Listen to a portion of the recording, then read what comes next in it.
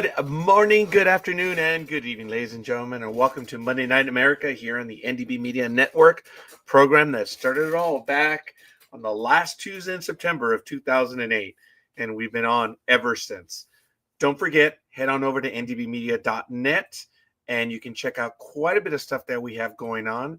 As a matter of fact, the link is right there, and you can check it out. And oops, I may have made a mistake on one of the banners. Unbelievable. There it is.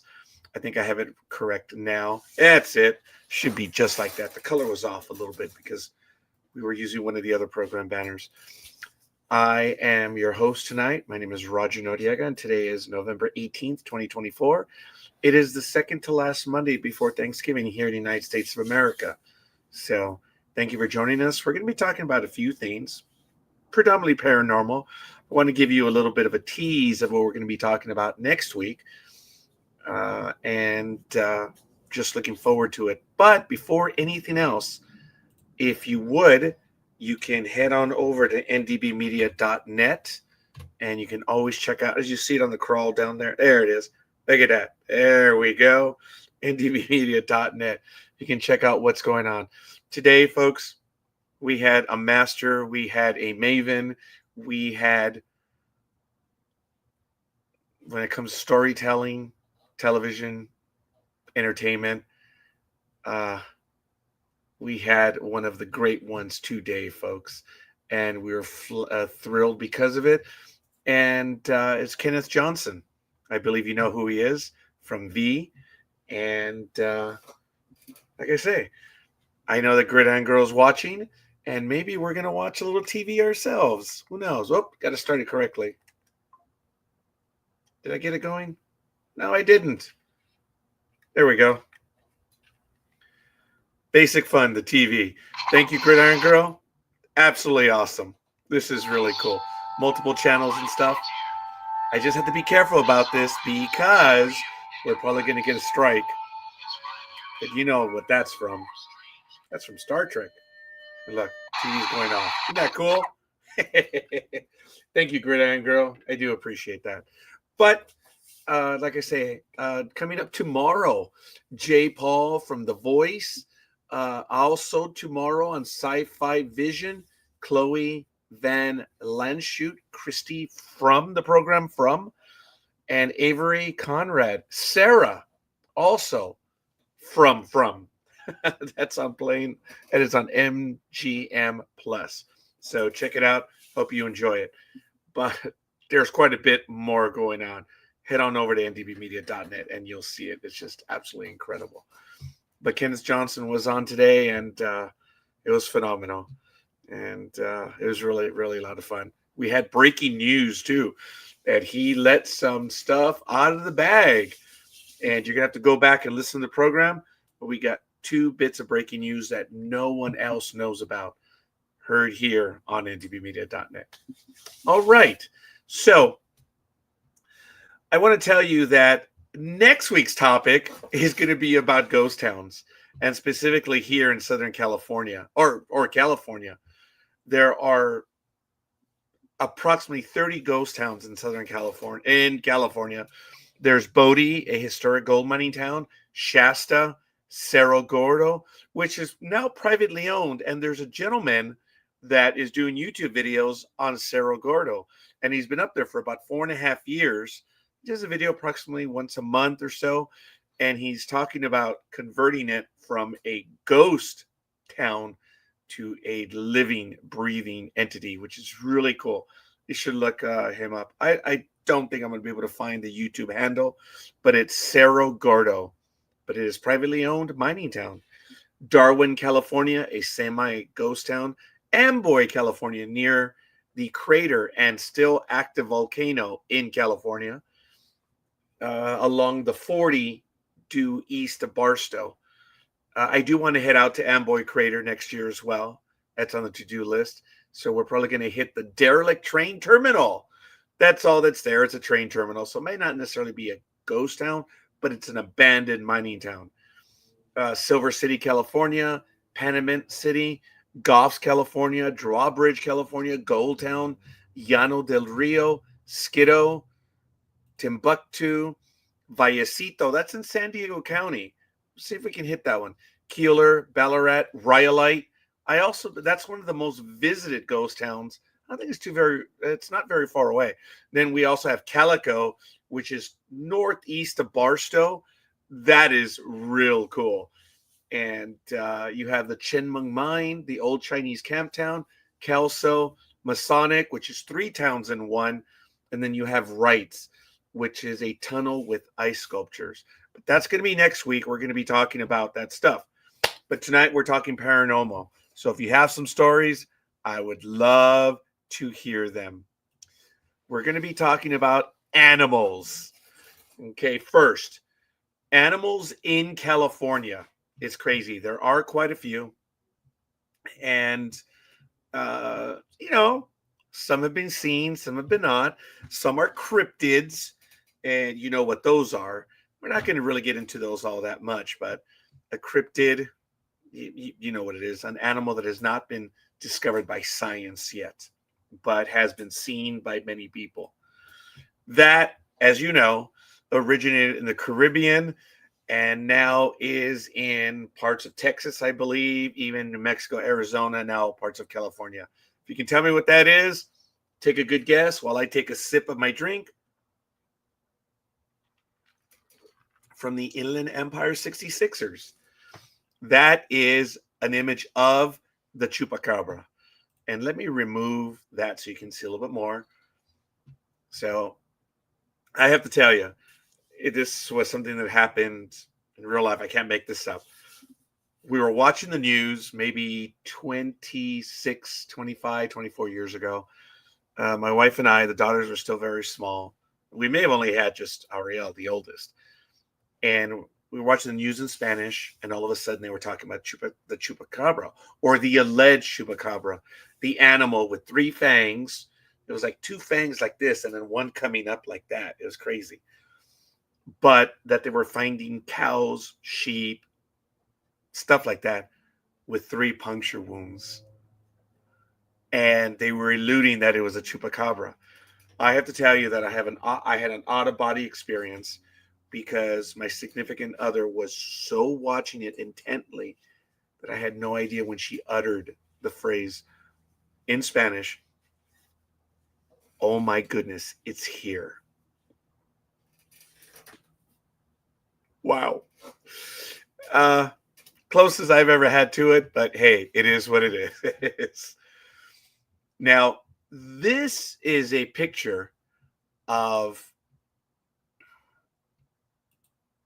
this was on PBS SoCal, and this article dates back to October 28th, 2022. And these are the 10, sea serpents, reptile men, winged demons, and more. These are 10 legendary SoCal monsters, mind you.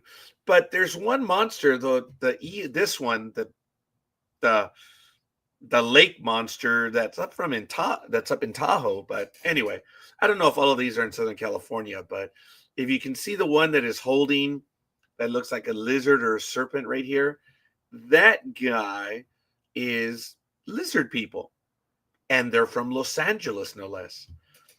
As their name suggests, the lizard people were reported to be human, well, sort of human at least, as the people in this underground civilization dating back 5,000 years. Were supposedly way more advanced than the average Angelino, even if they didn't actually have any reptilian DNA, and just worshipped lizards. In the 1930s, they were first rumored to dwell in a sophisticated tunnel system inside the now lost Fort Moore Hill. Of course, it's been leveled for downtown LA's Civic Center, where mining engineer G. Warren Schufelt claimed that an X-ray machine he invented had detected the presence of gold tablets. Despite the fact that it was certifiably a hoax, local officials approved the excavation of the hill to look for the buried treasures, of which they found none. But the lizard people lore persisted, and across nearly a century, even appearing in the 2020 graphic novel Lizard in a Zoot Suit by Marco Finnegan. Over time, the Subterraneans Society's reputation has evolved to become more humanoid than human, too, with occasional suggestion of alien origins. Think of something like the Slee Stack. Kind of cool. Now, you have the second one, which is right here, this thingy, which is the brown one, second from the right in the lower column, I suppose, or lower row, not column. The Idle Beast from Idlewild. If you've ever visited the mountain community of Idlewild, which is surrounded by the San Jacinto Wilderness and Mount San Jacinto State Park, you already know it would be a great place to look for and probably find Bigfoot. But Idlewild doesn't need your garden variety Sasquatch because it's got its own monster mascot, the Idle Beast. That's what that thing is, the Idle Beast. Of course, there's no such thing as the Idle Beast, right? But visit the Idle Beast Research Center Museum and gift shop at 54830 North Circle Drive in Idlewild, Pine Cove, and you'll see plenty of evidence to the contrary, including a number of postcards for sale and maybe even the beast itself. In fact, you can even summon it by sending a message to David Jerome, who's been chronicling Idle Beast sightings, many by local beast agrographers, who somehow managed to get clear shots of him for over a dozen years.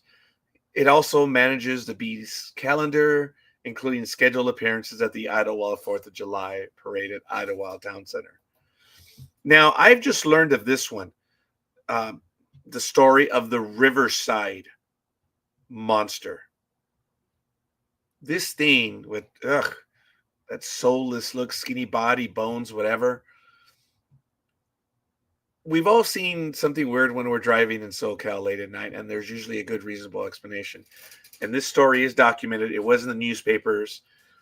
In 1958, Charles Wetzel was driving in the city of Riverside, where I've been to that intersection. And next time I'm there, I'm going to go ahead and take some pictures. I'll probably be there at night. And it's on Main Street where it crosses over the Santa Ana River, now South Riverside Avenue. When Charles encountered a mysterious creature he could not only clearly see, but also describe in stunning detail. Known as the Riverside Monster, or the Riverside Bridge Monster, and the Brain Tickler of Riverside, it was categorized by Wetzel in a UPI dispatch as tall and standing on two legs with the longest arms he'd ever seen, clawed hands, and a body covered in leaf-like scales. According to the grotesqueness of the river bottom resident, was a round scarecrow-like head and glowing eyes, no ears or nose, and a protruding mouth that gurgled. Some say it could have been a hoax, that Wetzel really did see something, but as the Daily Sun suggested, as I mentioned, it was in the newspaper, or reported, it was simply a prankster in costume. And nobody has reported a sighting for over 60 years. But if you ever find yourself approaching the Santa Ana River in your car at night, and you find the river overflowing and your radio cutting out, as they did that night, maybe turn around and find another way to your destination. This eel-like creature is the Lake Elsinore Elsie. Scotland's Loch Ness may have Nessie, but California's Inland Empire has Elsie, the resident sea monster of Lake Elsinore. So there's some pretty impressive survival skills, apparently, considering the fact that the Lake Elsinore has completely dried up several times over the last 130 years, including in 1954, when the bone-dry lake bed was completely exposed, no longer offering a watery hiding place for good old Elsie. Where did she go? There's plenty of speculation, but the only thing the locals know for sure is that she somehow found her way back. And of course, as the Pre-Enterprise has reported, as the unofficial mascot of Lake Elsinore. And in East San Diego County, we have this guy, which is over on the left on the lower row, the Borrego Sandman of East San Diego County. A larger-than-life, half-human, half-beast with a human face is known as the Ranchita Yeti, or Ranchetti, the Borrego Sandman. The Wild Man of Warner Springs and the Proctor Valley Monster. Are they all the same creature? Or does this area just attract 400-pound megafauna that walk upright? Most of the accounts from locals describe this desert Sasquatch as a light-colored desert dweller whose pale colored fur helps them blend in the stark landscape and nearby sand dunes, which I have traveled through there, and it is as they claim. I could see it if it's pale surviving. Sometimes called the abominable Sandman of Borrego, he commands a domain that extends from Anza Borrego Desert State Park to the East County communities of Warner Springs, Alpine, and Ranchita, where you can visit the Ranchita statue at the site of the Montezuma Valley Market, which burned down in 2021 and will be rebuilt as Ranchita Bodega. The Sandman was first spotted in 1876 near the spot of a present-day Highway 79 called Dead Man's Hole, which was a literal watering hole where a Butterfield stagecoach driver found, you guessed it, a dead man in 1858. Strange occurrences continued to happen there until the furry beast, as big as a bear, revealed himself to two hunters from Julian in a story reported by the San Diego Union newspaper on April Fool's Day, 1888. But if you find any footprints in the sand that measure 24 inches in length, you might want to watch out for a well-camouflaged figure that could just be up the trail. Then you have Elizabeth Lake. And I know where Elizabeth Lake is. It's just northwest of me where I'm at right now.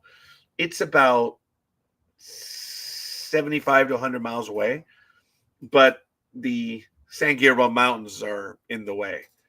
But Elizabeth Lake, which is west of Lancaster, but you need to understand that Elizabeth Lake really isn't a lake. It's, in geologic terms or in tectonics, it's a sag pond, and it's due to the movement in the earth, either as San Andreas moves, it not necessarily cracks open, because I don't want to say that, because then people go, oh my God, earthquakes, the world's going to crack open, and whatever. The shifting, the pressure, water's released, and if you have a depression, you have a sag pond. As I mentioned, it was formed by seismic activity along the San Andreas Fault, which helped open up the earth and release underground water into the newly formed basin. Just like I said, sounds like a situation ripe for strange creatures to come crawling out of the subterranean hiding spaces. In fact, legend has it that this lake's formation was a handiwork of the devil himself, hence its Spanish nickname, Laguna del Diablo, and that the monster that dwells there was one of Satan's own pets. But by the descriptions of it, as large as a whale, this thing up here, see how it's got a hold of a cow right there? With bat-like wings and legs like flippers, it could very well be the Prince of Darkness himself.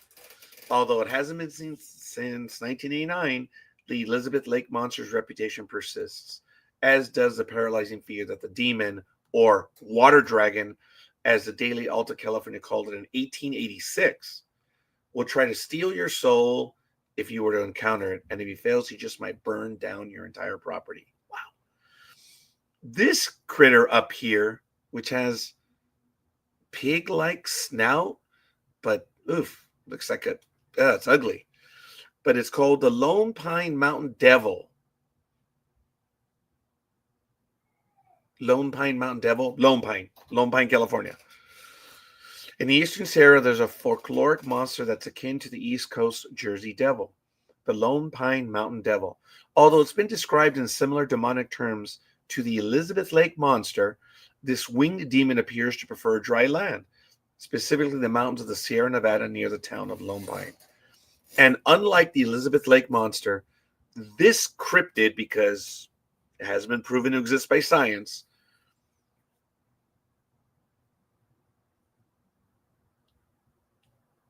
can you tell I lost my place in my notes? Oh boy. Is less fish and more feathered and fury. A flesh eater that appears to kill for the fun of it and not for the feed. No significant or credible sightings are on record since 1928, which is a good thing, since it's likely to make a snack out of anybody who gets too close and trespasses on its territory. That's what happened, the story goes, when a convoy of Spanish settlers got a little too close and were swarmed by beasts damned by the good Lord, as reported by Padre Justus Martinez, the sole survivor of the massacre. That's all we know of the Lone Pine Devil. A story, a post on USC Digital Folklore Archive site suggests that the creature was created for the internet, a phenomenon known as creepypasta, as does author Brian Clune in his book Legends and Lore Along California's Highway 39. But many still choose to believe in the existence of the monster, even if its official origin story may be a myth. And then we have this odd looking one right here, which is this one right here in the middle with long hair. That is Penelope of Sierra Nevada. If you're enjoying the wilderness near such eastern Sierra destinations as Tioga Lake, Convict Lake, or Mono Lake, look for a tall nude figure with a witch's face and a long, scraggly, light-colored hair. Wow. This mountain monster is named Penelope, a human-like but not quite fully human creature of the female persuasion, whose long arms and legs help her hunt through the wilderness and snatch whatever flesh she can get her claws into.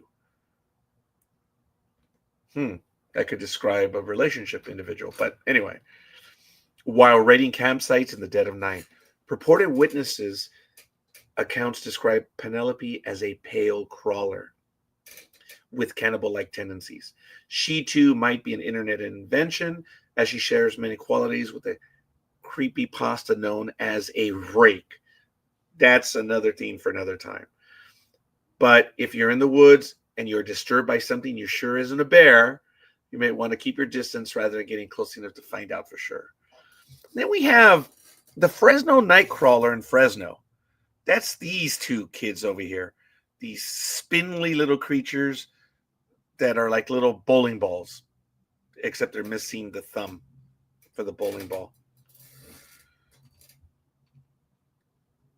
Possibly an alien, the stick-like figure Nightcrawler, usually associated with the Central Valley, once reportedly made an appearance in Yosemite National Park. But it's the caught-on-film encounter in Fresno that made this creature or creatures the stuff of legends. Of course, a 2010 episode of the sci-fi TV series Fact or Faked, Paranormal Files, portrayed two of these Nightcrawlers that had been captured in a closed-circuit television feed in 2007. But the original security footage was lost, leaving only a grainy video recorded off a monitor as evidence. The official verdict by the TV experts, unexplained. And because of the national level of celebrity that the Fresno Nightcrawler received, a number of copycats, read verified hoaxes, popped up in response. As for the elusive monster itself, which some say looks like a ghostly pair of white pants, hence its nickname Ghost Pants, I really think it's a bowling ball on sticks or stilts. It's become somewhat of a pop culture phenomenon, giving rise to t-shirts, pins, stickers, and other merchandise. Maybe that's because the Fresno Nightcrawler doesn't seem to do much other than take a gentle little stroll at night. Then we have Lake Tahoe Tessie in Lake Tahoe. That's the one that looks like this with whale fins. And yeah, the one that looks like a fish. Of course, Lake Tahoe, as you know, is straddled by California, Nevada. California's in the west, Nevada's in the east. And it is North America's largest alpine lake. And it's also home to Tessie, perhaps a distant cousin of Nessie. You know, Loch Ness Monster. But this lake monster, or unidentified swimming object, a USO, seems to prefer the Nevada side of the lake, making her home in a tunnel under cave rock on its eastern shore. Tessie has also been somewhat adopted as a symbol of the 3.5 million year old lake and of the surrounding communities and their businesses. But her legend began perhaps as reported by the Los Angeles Times, the local Washoe tribe to whom cave rock is sacred. But sightings of the humped beast really ramped up in the 1980s among children and adults alike. So these are themes that go bump in the night here in Southern California. We're going to talk about now themes that move. And there are images of it. And the first one are the Dark Watchers. Now, if you look up Dark Watchers under Wikipedia and Cryptid Wiki, the Dark Watchers are a group of mysterious, dark, human-like creatures who stand on the hills, ridges, and peaks of the Santa Lucia Mountains of California and Mount Mingus and Mount Graham of Arizona. They supposedly watch those who wander into the mountains and are not aggressive. They are most often spotted around twilight, and they are usually seen staring upwards, kind of like engineers trying to resolve something. Oh my goodness. They are staring upwards toward the sky while standing atop the mountains. They seem to be some sort of spirits, however, their origins are currently unknown. They've been seen many times over the years, with stories about them dating back to Chumash Indian legends. They are mentioned in the short story Flight by John Steinbeck, and the iconoclastic poet Robinson Jeffers wrote about forms that look human, but certainly are not human. Now, this is a photograph enlarged by me of one of the Dark Watchers. Someone drew this image of Dark Watchers on the hillsides, and there they are, the Dark Watchers. Now, in that poem that I was referring to, that the forms that look human but certainly are not human, such counsels you give to me. Sometime in the mid-'60s, a Monterey Peninsula local and former high school principal went on a hiking trip in the Santa Lucias, where he suddenly spotted a dark figure in a hat and a cape standing on a rock and surveying the area. So that would be something like this image right there. When the principal called out to the other hikers, obviously the creature vanished. But more sightings continue to this day. And I believe even in 2024, they have been seen. There are images all over the internet for these things. Now we have shadow people. These are crazy. The shadow people are things that even I may find frightening. Hola! Hola, Mr. Gamer. Talking about things that go bump in the night. These that I'm about to show you now are shadow people. And almost everyone that has been on this earth has seen shadow people. And I'm going to show you an image right now of one of them. And there it is. When you're walking somewhere and you see something move in your peripheral vision, or even in front of you for a fraction of a moment, you saw something, wasn't there. Or, oh, sorry, phone's ringing.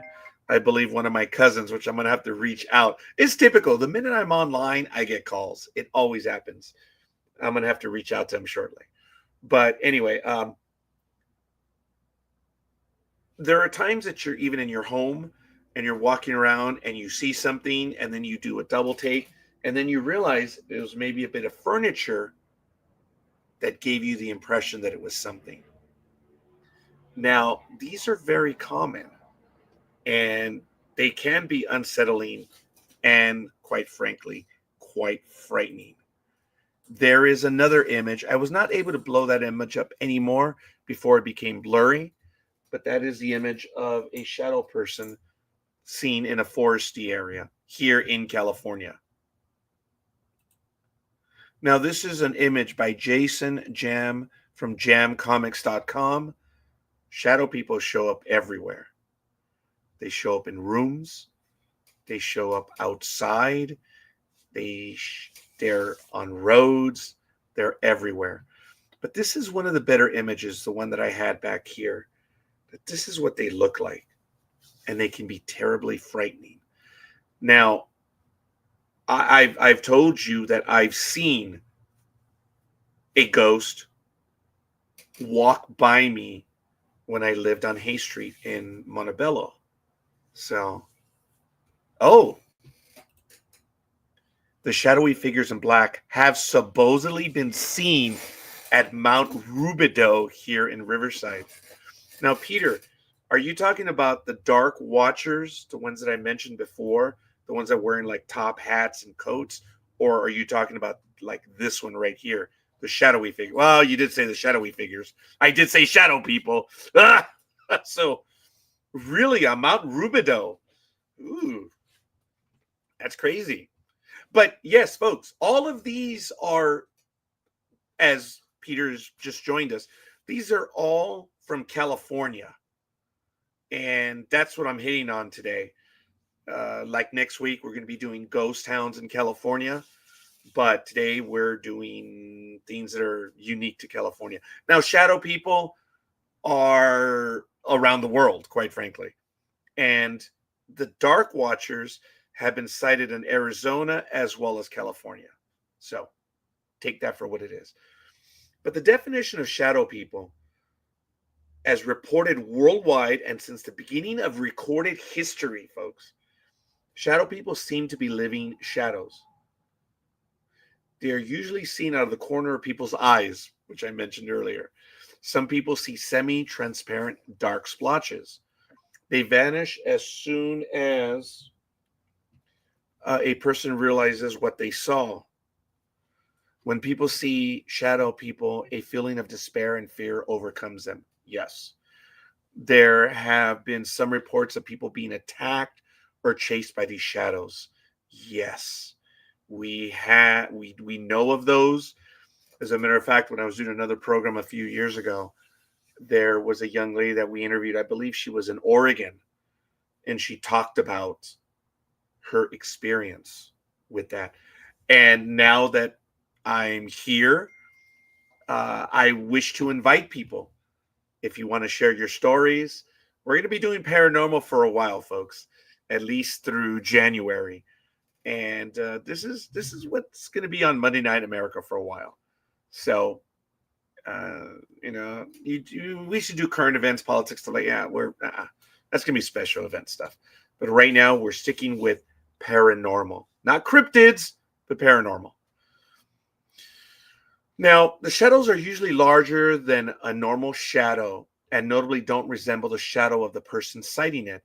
They're often reported as moving with quick, jerky movements. Now, the ghost that passed me on Hay Street, it just walked by, a leisure stroll. I could clearly see it. My brother, God rest his soul, saw it as well, and we both were able to describe its features. I've told you about that story. We both saw it to this day. Um, they have jerky movements and quickly disintegrate into walls. I did not know that Mount Rubidoux is supposed to be haunted. Great. I'll have to evaluate that one. They range from being mist-like, as in the image, to being completely solid like a regular human, which I believe I had an image right here, which is crazy. Absolutely crazy. Though it is not true of all shadow figures, some of them may possess eyes. I haven't seen them, but I understand some people have been able to see eyes, and they vary in color, and they are classed as having certain traits of behavior based on the color of their eyes. That I didn't. Stupid motorcycle just went by, and the roar of the motorcycle. And they have behavior based on the color of their eyes. I wonder if they're yellow, if they're frightened, and if they're black. I wonder if they're evil. Death is represented by black. What is red? Angry or hot? It could be one and the same. But what do they do? Like they're pink? I would want a lavender one because that's friendship. Remember that when you give roses, purple roses, those are friendship. Affection. Actually, friendship's yellow. Affection is purple. So take it for what it is. They, although this list is still be red would be evil. Okay, yeah, all right, yes, yeah, red would be evil, and black would represent just the final step, death, I imagine. Although this list is still being documented, it is known that the white-eyed shadows are typically faster, more logical, and much more still. They are believed to be evil and aggressive in nature, although few people consider them to be a form of guardian angel. Yeah, this homie would not agree with that one. A shadow person's behavior tends to vary, suggesting that they may be as varied as regular people. Some report that when looked at in the chest or eyes, they emit a loud scream that sounds like screechy static, loud winds, and or creaking wood. They often cause their victims to feel unable to move, which we had the guest that told that story. Frozen, could not move. That's that's crazy. And they stare at them in silence, rarely ever speaking. Sometimes they'll even sit on their chests. Now, I had another image of what someone had drawn, not exactly the same thing, but they sit with their their person. Many are spotted within hospitals or otherwise near those who are dying. That's crazy. That is absolutely crazy. Now, there is a shadow person known as a Hat Man. One commonly seen has been reported worldwide with very few variations in overall appearance and behavior. The Hat Man is a solid black man, sometimes with red or black eyes, with a wide rimmed hat, usually reported to be a Zorro hat or a fedora. See, I would take that as being a dark watcher. And a long trench coat, sometimes a cape, dark watcher. Unlike other shadow people, he's generally seen as much more physically solid. He is sometimes reported to have a goatee or be clean shaven. Some reports claim he has no face at all. Those who see the Hat Man report feeling a sense of malevolence coming from him or it, and it seems to show curiosity towards witnesses. It seems to take great pleasure from the fear of witnesses. Some witnesses have gone as far as to claim it to be the devil. Wow. Shadow people could be mere hallucinations, and that's what I want to get to right now. I want to talk about shadow people and the human psyche or why we see shadow people. And I have something for you to ponder. And I myself have thought about this for a while, and I'm going to posit it tonight in just a few moments. Shadow people could be mere hallucinations or perhaps figments of witness imagination. This seems likely considering the Hat Man. Another theory suggests that they could be time travelers. This suggests that time travelers are not perceivable for human beings, but now we're beginning to become more aware of time travel, resulting in the visibility of the shadow people.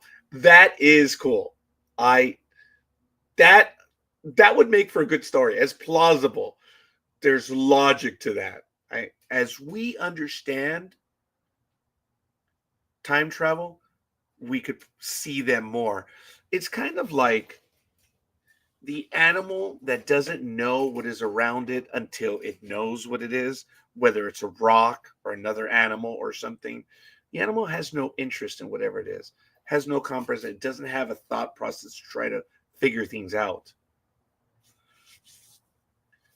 As we begin to figure things out, we're able to understand it more. And that's a creative concept. I really like that. Now, this theory is quite possible as some people or as shadow people sightings have been going on for many, many years. However, the most likely explanation is that they are another case of pareidolia. You guys know what pareidolia is, and I'm probably pronouncing it incorrectly.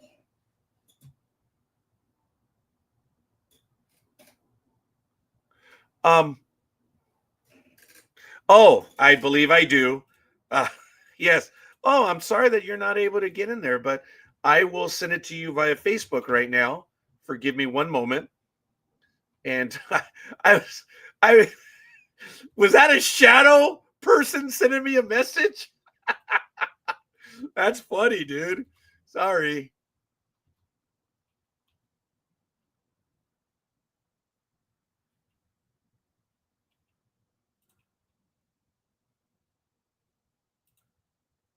What the hell can I? Okay, I apologize, buddy.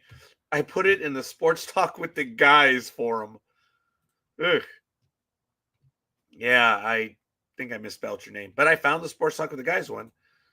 So let me get back to that one. So yes, pareidolia. Do you guys know what pareidolia is? Come on, you guys know, right? We can all look up the work. Pareidolia is a tendency for perception to impose a meaningful interpretation on a nebulous stimulus, usually visual, so that one detects an object pattern or meaning where there is none. And an example of pareidolia is when you're looking up in clouds and you can see dogs, dragons, your ex in a thunderstorm, stuff like that. It's kind of funny. But that's what pareidolia is. And it can cause people to interpret random images or patterns of light and shadow as faces. Now, I've had a moment of pareidolia, which I've alluded to when I was talking about going into the living room, and as you pass by, you see something, and you do the double take, and then you realize, oh, that outline that I saw was not, in fact, someone or something. Well, it was a something. It was a huge backrest on top of a box, but out of the corner of your eye, you see it. Now, I have posited for some time now that the things that we see are what has been able to keep us alive over the years. And if you think about it, when you see something that you don't recognize, your first intention is fright and then flight, or in vice versa. I believe that often these shadow figures or things can be what has been in our DNA for thousands, hundreds, if not millions of years. Good afternoon, El Perro Grande. Hola, ¿cómo estás? How do I do? Oh, I hear that camel again. God damn it. Yep. Ready? Let me fix that real quick. So I'll take it off then. Settings, audio, take the cancellation. How is that now? It's clear. Thank you. Yep. It's always one or the other. Yeah, no, I hear you. Well, I'm glad. Thank you. So please tell me, talk to me. What would you like to share? What would you Oh like to no, I just comment wanted on? to get on in case I want to throw it in. And about Mount Rubidoux, it was two pictures before the one you have listed Oh, up there right really? now. There was two pictures before that. Let me go back. Wait, go back. Yeah, some one more. Maybe something like that, but without the hat Oh, is the one okay. I saw. So it's Oh, kind of whoa, like whoa, that. wait a minute. Wait. You saw something? Well, I mean, of the video that they were showing Okay. renditions of what people said they have seen at Mount Rubidoux. Maybe something like that. Too far away. Yeah, I know. And I'm not sure if you were there when I mentioned that it's a small image and Yeah. I tried to blow it up as If best I anything, could. I would say that that's the Bigfoot picture, just a little more clear. Oh, that's funny because here's the shadow figure. And But oh, I forgot about this one. Yeah, so it's like the one that was before, the one with the hat. yeah. That's the Dark Watchers. Do you know that they've That been one. seen in Okay. Santa Barbara and Ventura? Oh, okay. Dude, they're So close. so the video that I saw, and it's funny because it was just the other day. It's a figure like that, but they're more like in like a robe type of thing, the picture that they showed, and Oh, without the hat. Kind of like that, but without the hat. oh, really? Yes. And Okay. it's been, I guess, over the last 10, 15 years, constantly here in Mount Rubidoux that they see that usually right at dusk or right Yes. after the sun has set completely, that these things people see, you know. Peter, that's exactly what they say about the Dark Watchers. They're at dusk and they Yeah. seem to be looking up. And so you saw one? No, no, no. The video The talked video. about Okay, it. all right. Yeah, so it's Okay, about people that have constantly reported seeing things of okay. that nature. I think that's the second time you've told me, or the third time. God bless you. I will come back in a few minutes. And you mean you saw one? Oh, for the love of God. I think I've already done it twice, maybe three times. Wow. Dude, what's Rubido? Like 2 miles, 3 miles from you? Yeah, pretty much. That, Because what it is, it's you go all the way down Mission Boulevard, and yeah. then as you start getting towards downtown, you go through the very older area, and you start going up a little bit of a hill, and then Mount Rubidoux is just off to your right, and people hike it all the time because there's people. It's a good hike from what people have said, and of course at the top is the cross that's up there. I know exactly the one you're talking about. We've driven by Yes, there a few times. Yes. yes. So and up there is when all the paranormal stuff happens Wow. I because don't there's have been the other things that wherewithal. they talk about that happened up there. Okay. I'm not sure if you saw this a bit earlier. I was talking about that these are unique cryptids to California. I think that's And right when I came in, but it was I only saw this picture for like maybe 10 seconds. oh, So okay. I was talking about the eel, the one. I'm not sure if you see my mouse over it. Do you see it? Mouse circling it or no? no, I don't Oh, see you. any mouse. Oh, But okay. All right, fair enough. Because it's so you on talking the about that display. centipede looking thing, Not the but the one to the left of it. the green one? Damn it. The dog started barking right next to the garage, bastards. Sorry. Yeah, the green one. That's at Lake Oh, okay. Tahoe. That's Tessie. Did you know there was one at Lake Tahoe? No, but it must have about 6 or 7 wives though. Oh, very good. Now, and that fits because it tends to stay on the Nevada side. So is so this thing's name is Tessie. Is that the cousin to Yes. Nessie? Yes. Oh, Yes, it please. is. Now, the reason why I went back to this is because on the right, this scarecrow type Yeah. theme, that bony one, Uh-huh. that is the Riverside Bridge monster. Are you familiar with that one?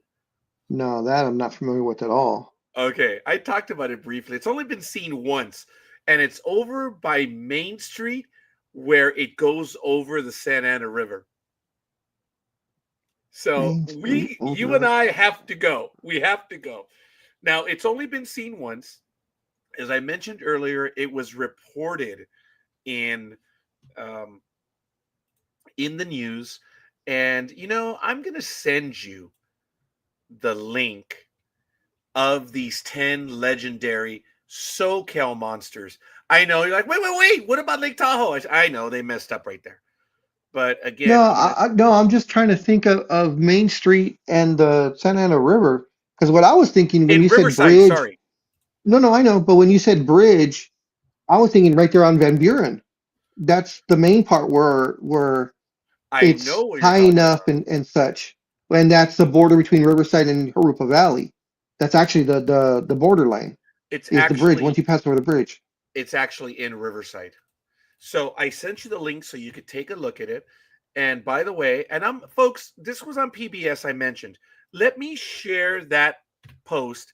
And you know what? I sent it. Peter, I should have sent it to you in private chat. Sorry, I did Okay. now, as well as on Facebook. And folks, there it is. You can check these 10 monsters of SoCal. But the one from Lake Tahoe, that's NoCal. But whatever. And Sure. if you want to see that one, oh, it's number 3, the Riverside Monster of Riverside. You can check it out. It was, I think, in 1958, just one time. So it's on Main Street where it crosses over the Santa Ana River. Now South Riverside Avenue. Oh, I did say that. Sorry, but I didn't tell you. We have to go check it out, dude. That's a real place. So Sure. it'd really be cool. But it's cool to look at, man. There's some things in there. Oh, okay. So it's near the golf course. Okay. Yeah, okay. Okay, yeah, so it's west of the golf course. Now I know where it's at. I had to look at the map to Yeah. see where Oh, the San Bernardino. So it's north of the golf course, right off the 60, okay. just before Market. Yeah. Okay. Okay. Dude, Hmm, it might be interesting. worth it, dude. One of these days, man. Be kind of cool. But folks, that's this is another image of the shadow people with eyes. That last one and the one right before it. Uh, this was allegedly captured in a room, and you can Uh-huh. see the outline of it, which is really crazy. Whether it fits or not, it doesn't matter. But someone actually got a picture of it. And then, as I said, this was a drawing by Jason Jam of jamcomics.com, and the one in a foresty area, and the real one that's like crazy, dude. So now, as you were coming into the program, Big Dog, I was talking about. Oh well, let me ask you: have you seen shadow people or shadow figures? Things that you see out of your periphery, and then you look over and it's gone. Yes. Okay, we all have. I was positing while you were coming into the program that it's built into our DNA that it's our flight or fright that keeps us alive. It's kind of like when you're driving tired, your body wakes you up. In the same way, folks, do you know what is a major contributor to snoring? The problem is that a lot of people that snore when they oh what? Well, what's up? I'm sorry. When you saying that just reminded me of a joke. Oh, go ahead. It Go has, ahead. no, no, no. It has nothing to do with this at all. Okay, well then I'll finish that thought, then you can come back to the joke. The joke's a joke, dude. All right. The whole idea is, and this is not for everyone obviously, but a majority of people, when you snore, it's when you lie on your side or your back or whatever, and your throat or your tongue relaxes and blocks your esophagus, your throat. And when the oxygen level in your lungs gets to a certain point that it's almost about to become toxic, an electric jolt is sent to the brain, and the brain sends it back, and you get the it is the brain opening the pathway so that you can breathe. Now, obviously, that doesn't apply to everyone, but that is a significant thing.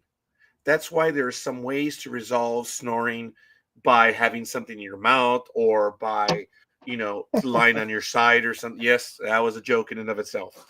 But this is generally when you're asleep. So, but that's just for snoring. But going back to the whole thing is in the same way that your brain sends a jolt to your throat to open up so you can breathe again, a lot of people have posited that it's the brain that not necessarily is trying to keep you awake, but is trying to keep you safe. Because for hundreds of thousands, if not millions of years, humanity was hunted. And in the same way, your brain wakes you up at night when you're driving, wakes you up when you can't breathe. We see things that keep us sharp or cause us to react. Had you ever heard anything like that, Peter? I've heard people talk about that before. Yes. Is it interesting conversation, or would you lend credence, or hey, that's interesting, that should be discussed a little bit more? Um, to a point, yes. Okay. No, I've I'm never being had an actual discussion about it with a person. I've usually seen like online seminar or just a talk, that was on YouTube or whatever, and I listened to it, but never anything that's been like a back and forth type of thing. I'm going to throw out something else, folks, because as you know, anthropology has always stated that man the hunter existed almost from day one. And I'm going to post the link in the chat room as well as the private chat right now that um, there's this doctor by the name of Robert W. Sussman, a PhD, professor of anthropology and arts and sciences, wrote a book entitled Man the Hunted: Primates, Predators, and Human Evolution. And in this book, he says we were hunted at first. Everything from an alligator to uh, bobcats, other predators that existed at the time. Now, remember, there was this what was that tiger or The the saber-tooth cat, the tiger? saber tooth? Yes, right, Hmm. the saber tooth. Yeah. The one that was found here in California and throughout the West or throughout the world. That thing was alive, and humans were alive at the same time. Dude, come on, man. One on one. I wonder who'd win that one. Who do you think?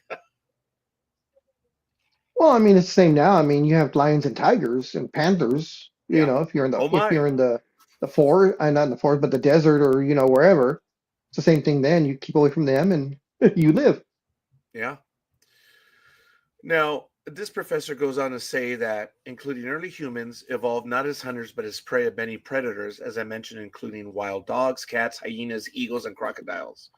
Despite popular theories posed in research papers and popular literature, Sussman argues that early man was not an aggressive killer. And in the book, Man the Hunted: Primates, Predators, and Human Evolution, he poses a new theory based on the fossil record and living primate species. The theory says primates have been prey for millions of years, a fact that greatly influenced the evolution of early man. Sussman says our intelligence, cooperation, and many other features we have as modern humans developed from our attempts to outsmart the predator.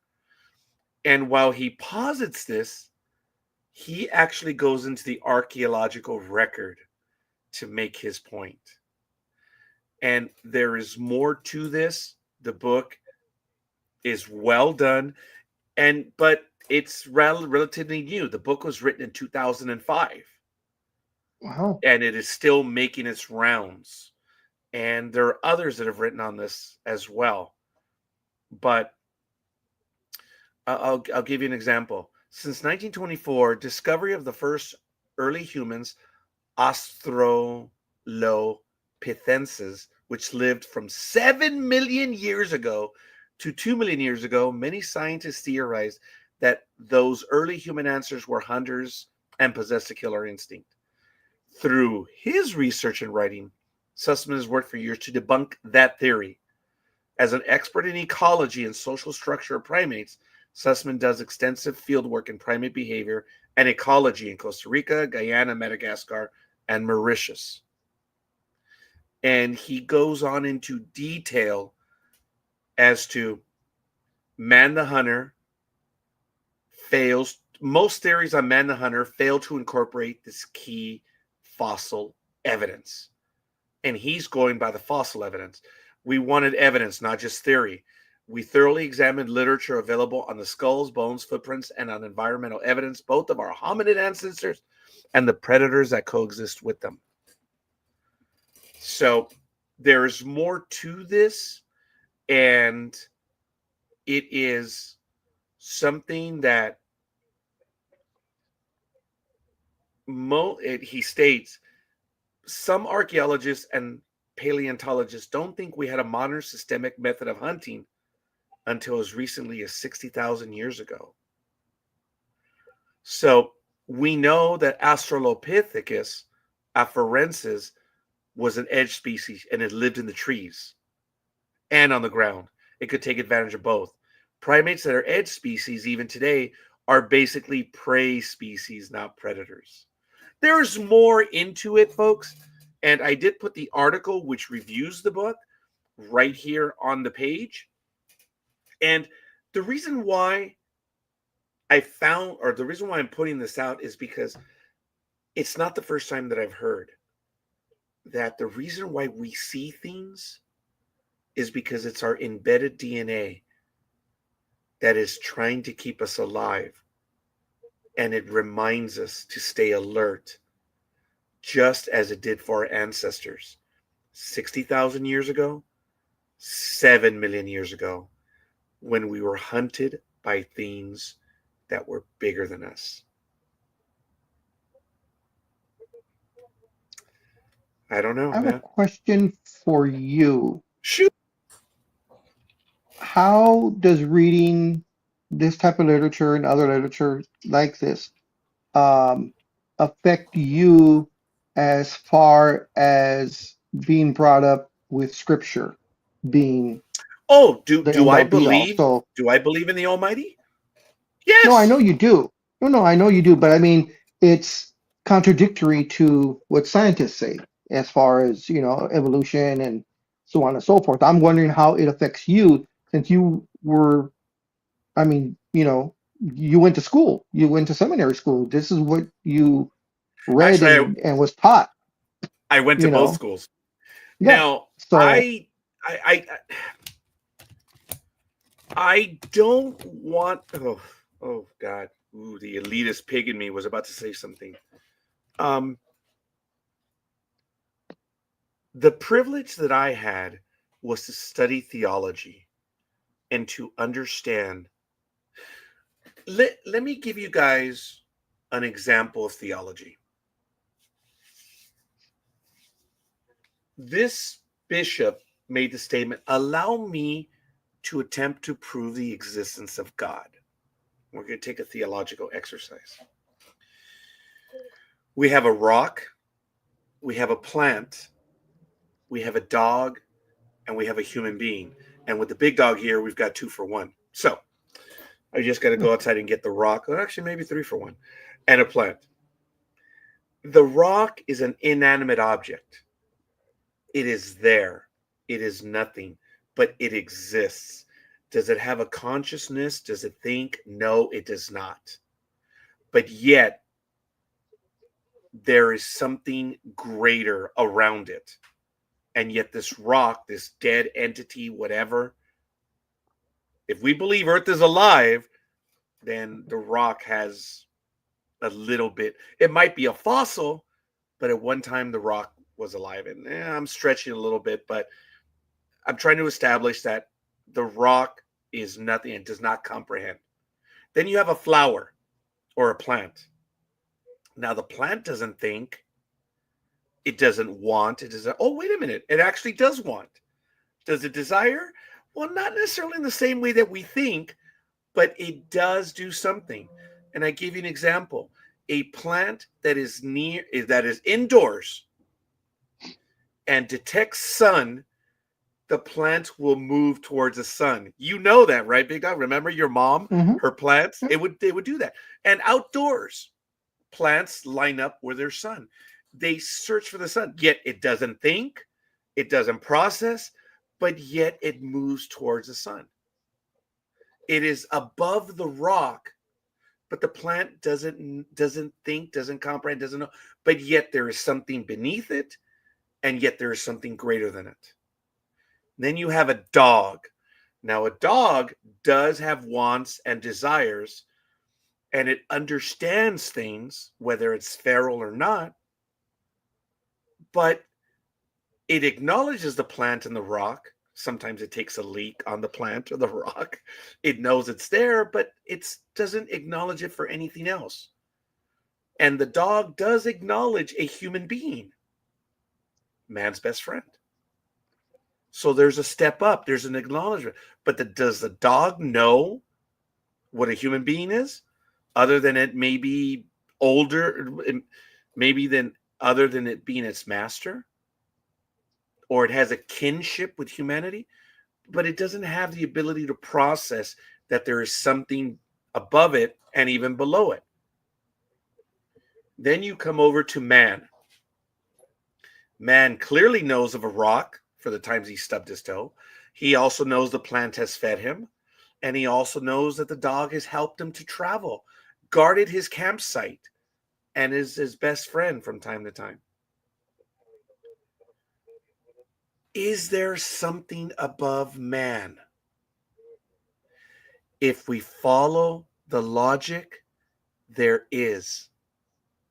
But where or what? Just like the dog can acknowledge the human, does not understand everything else above it, and the flower or the plant can want the nutrients of the sun but does not think, and the rock, which is the inanimate object. I posit to you that in the same way that human beings can think many things, there are still things that are way above them because it's the next logical you know progression.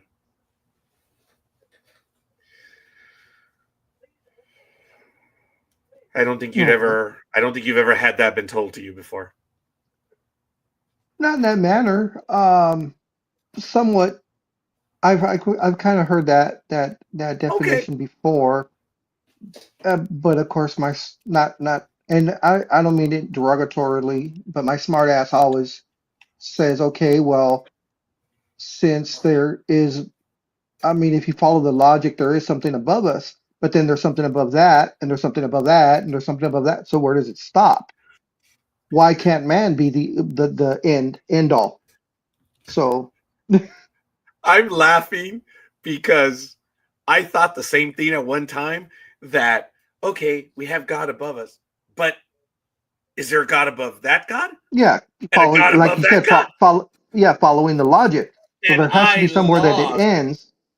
I lost the train line after the 800th thought of whatever Well, was the whole above them. it comes down to what it always has come down to: faith. It's based, it's faith. If you have faith, then yes, there is a God or someone greater. Whether whether we recognize it as God or Judah, I mean a Buddha, or Lady Shiva, or all the different gods that everyone else prays to. Um, it's all based on faith, and that's Okay. why a lot of people, myself being among them, has had their faith shaken to the point of you have questions. And you and I have talked about it privately and possibly publicly too, about why the things that have happened to me have happened. And, my answer is, as of right now, I am pretty sure someone's there. But if, the person that's there is supposed to be benevolent and all loving and all that, then I do have certain problems with that because I have lots and lots of questions. I have had those questions as well. I I know, and I learned early on, it is not for me to judge anyone else because I have to worry about myself first. And I'm not True. dismissing, in no way could I ever dismiss, because I do not understand what you have had to go through. Do I know? Yes. Have Yeah. we spoken of it? Yes. But the Yeah. reality is, let me insult you right now, big dog. Oh, I Never. understand. Don't you want to smack the person that says that when you're sharing something? Oh, I understand. No, you don't. Actually, I had a person say, I sympathize. I said, oh, so you've gone through. They're like, oh, no. I go, then you don't sympathize, you empathize. And they're like, huh? Empathize? What's that? That's pretty You know good. what? You know what? We're going to That's, stop this conversation right now. with that person, right? Yeah, it was Yes, like, yes. because I they're was like, like, well, empathize. What does that mean? I'm like, oh, dude, if you don't know what it means, then let's stop this conversation right now before I say something I'm gonna regret. Maybe. I've, you know, I've said that, and I've even spoken of you when you're not around. I have alluded to you at times, and I've even used you as an example where something happened to you many, many years ago, and it has not happened to me. And I said, I, I, I don't know. I will never know. I hope to God I'll never know. But and I've never insulted him by telling him I understand. I Yeah, don't you even know have if they not. comprehend. Yeah, I'm not trying to be an asshole by going down No, that no, road, no, but no. you know what I'm talking about, Oh, of and course. I can't. I hope to God I never know. And I remember about 6 weeks ago, or maybe 8 weeks ago, my assistant Claudia, her uncle, the niece, actually made the news. Something in Arizona. Someone had just gotten out of jail that day, and he killed his mom. That was Claudia knew who that was, and she told Hmm. me who it was, and they were going to go and pray the rosary that night, and I went with them. And the mom and dad were there, and I spoke to them for a little bit, and I told them that I was sorry, and I told them that I am sorry because the system is not designed this way. We Ooh, parents are not supposed to bury our children. We're not. that is true. It's not made that way. It's not right. It's against all the laws of everything. And I was lucky because I was able to hold court for a little while, and I was at my best. I was actually able to make them laugh for a little bit. Respectfully, sharing stories on things that had happened. And I was happy that they looked distracted for a little while. But I will never understand their loss. I never will. And I felt bad. But I was glad that I was able to go spend a little bit of time with them.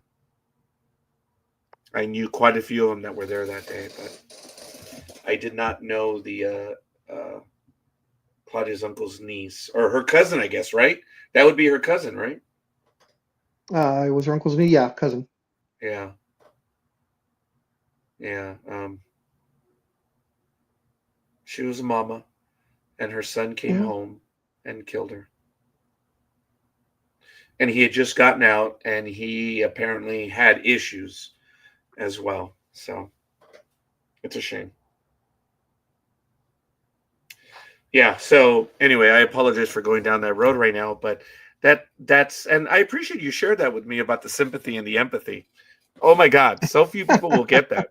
That's funny, dude. Yeah. A lot of people do not know, and that's surprising, I can you know. imagine your frustration. That I Yeah. can imagine.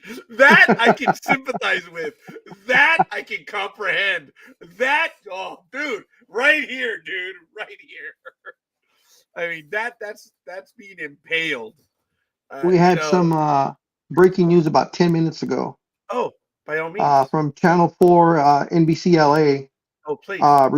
is reporting that Governor Newsom will not, I repeat, will not consider clemency for the Melendez brothers.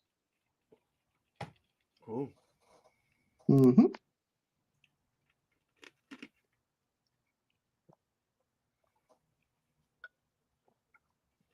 wow, folks. We're not going to stay on topic anymore because I think we finished. We might come back to it, but I do want to comment about that in a moment. But we actually went over a lot of stuff, and I want to thank everyone on that, and I want to thank you as well, Peter, for adding to it. I had no idea about the Mount Rubidoux stuff, and I'm going to be looking into that. And like I Yeah, said, I found that extremely weird. yeah. Uh, you can go at night if you want. Don't invite me because I'm not going. I don't believe in it, but I don't tempt it either. Oh, dude, I didn't want to go out the riverside on the river at night. I mean, that's Well, no, stupid. you can still park there and go up the mountain. Well, I, first of I, all, I don't I can't. know I can't. I physically can't do it because of my heart. Yeah, I can't either. Because it is they say it's a strenuous hike to the Okay. top. So I know I'd rather not try it, and then to be scared, the hell, scared shitless. No offense to anybody out there, but so going Yeah. back to the So, picture, going back oh, to that picture. So the one on the left of the 10 Southern California ones, is oh, that supposed yeah. to be Sasquatch? Let me see. Oh, So yep. no, that's Idol. Oh wait, that's the San Diego one. That's I'm not sure Oh, which number that one is, it's but just a hippie. that's yeah, dude. And the color it fits in. Uh, Yes. it's in Eastern San Diego County. The Really? yeah, because of the nature of San Diego up there, and then there are hills and stuff. It Them Dar fits. Hills. Yeah, or them Dar Mountains, whichever. Yes. Now Now, the one on the top right hand corner, is that supposed to be a chupacabra or what? no, Or cousin of I it? no. This is the Lone Pine Devil. Huh. Yeah, and it's on the list, and it's And number. who? Okay, this number. No, I'm sorry. It is the number. Okay, the one you asked me about was the Borrego Sandman, East San Diego County. Okay, that's that The Sasquatch. hippie. Okay. It's number 7. Yeah, the hippie. That's funny. Lone Pine Mountain Devil. Lone Pine. That's number 7. So for those of Okay. you that you'll understand what we're talking about, I'm gonna put well, it's on there. Let me put the link back up. The one that Peter's asking me about is number 7, and that's in the upper right hand corner of the image here. The Lone Pine Devil. And the goofy orange looking guy? That's the Idlewild beast. Oh, he's just a tweaker. Okay. Yeah, yeah, dude. Now the one in the upper left, that Okay. lake is Lake Elizabeth up there in Palmdale. That one is And Lake Elizabeth. I guess he would be huge because that's a cow that he's got Very there. good. Yes. And the funny thing is, it's a sag pond, and I described what a sag pond is, but they believe that it's lived up in Lake Elizabeth. And it's really not that big of a lake, but it's always had water, but that's due to more of the volcanic, not volcanic, the seismic activity. Now, He looks like I forgot the name of the dragon, but How to Train My Pet Dragon? oh, that's funny. He Now, kind of has a similarity to that. if I'm not mistaken, Lake Elizabeth also has the name El Lago del Diablo because they have seen this creature that they believe to be one of Satan's pets, Okay. or That's Satan okay. itself. So Okay. now the one that you thought was like a caterpillar, that is Lake Elsinore. Huh. Elsie, I think it's Elsie.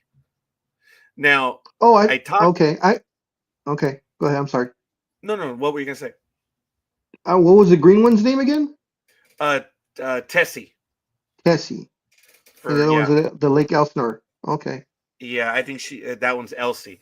And the thing about Lake Elsinore, as I mentioned, the lake has gone dry completely 3 times in the last 130 years. Where does it go? But it's made its way back no matter what.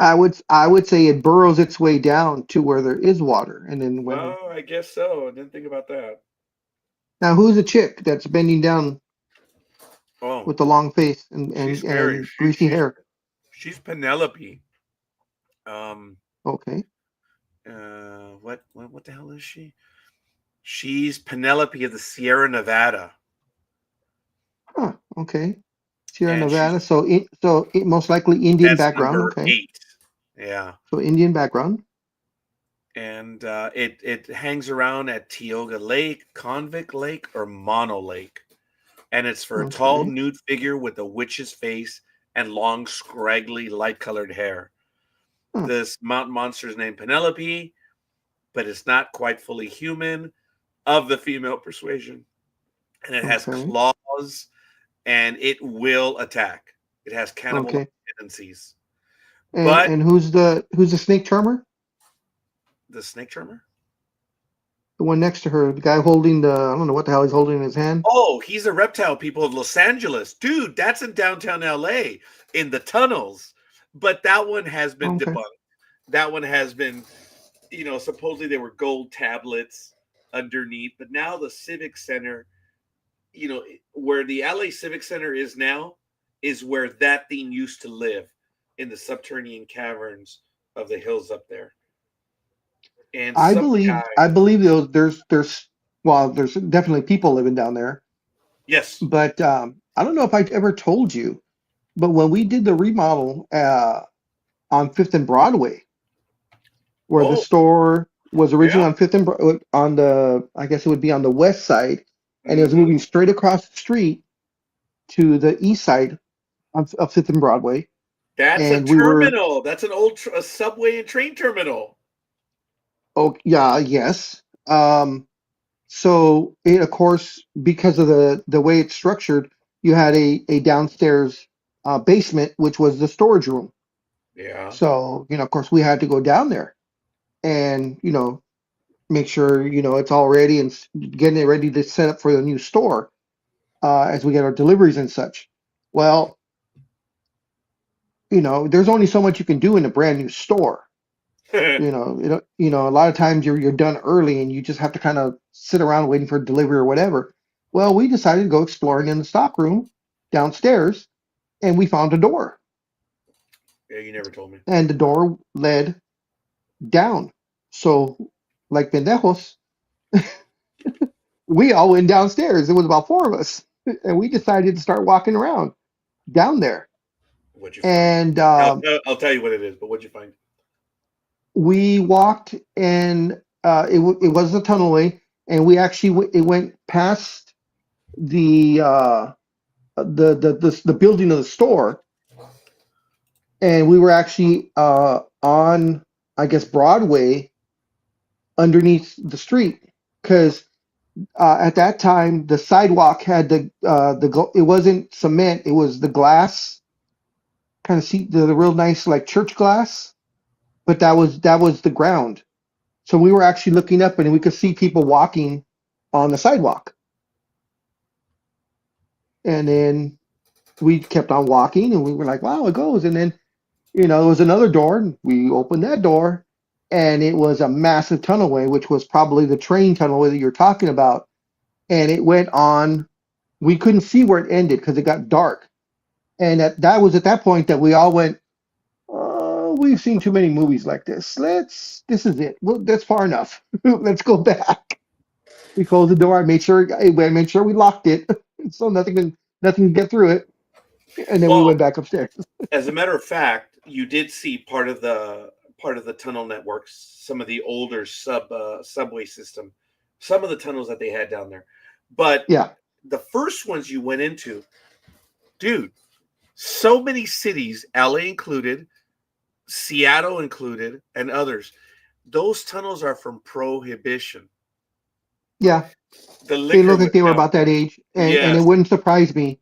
But yes. like I said, well, what I had actually forgotten was we went through there with, like you said, prohibition, and then we found another. Like I said, we found another door, and that went down one more level, and then that's Wow. where we saw the big tunnelway that we couldn't see the end of it, but it seemed like there was some noise way over there, Oh, yeah.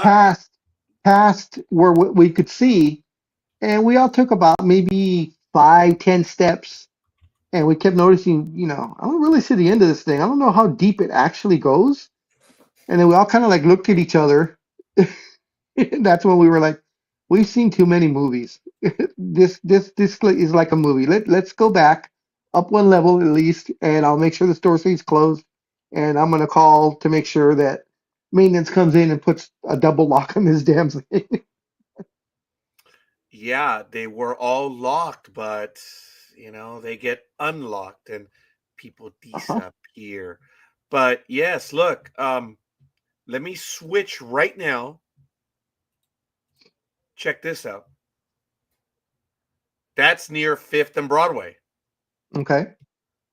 And these are the tunnels underneath all the skyscrapers. Isn't that crazy? Yeah, I believe it.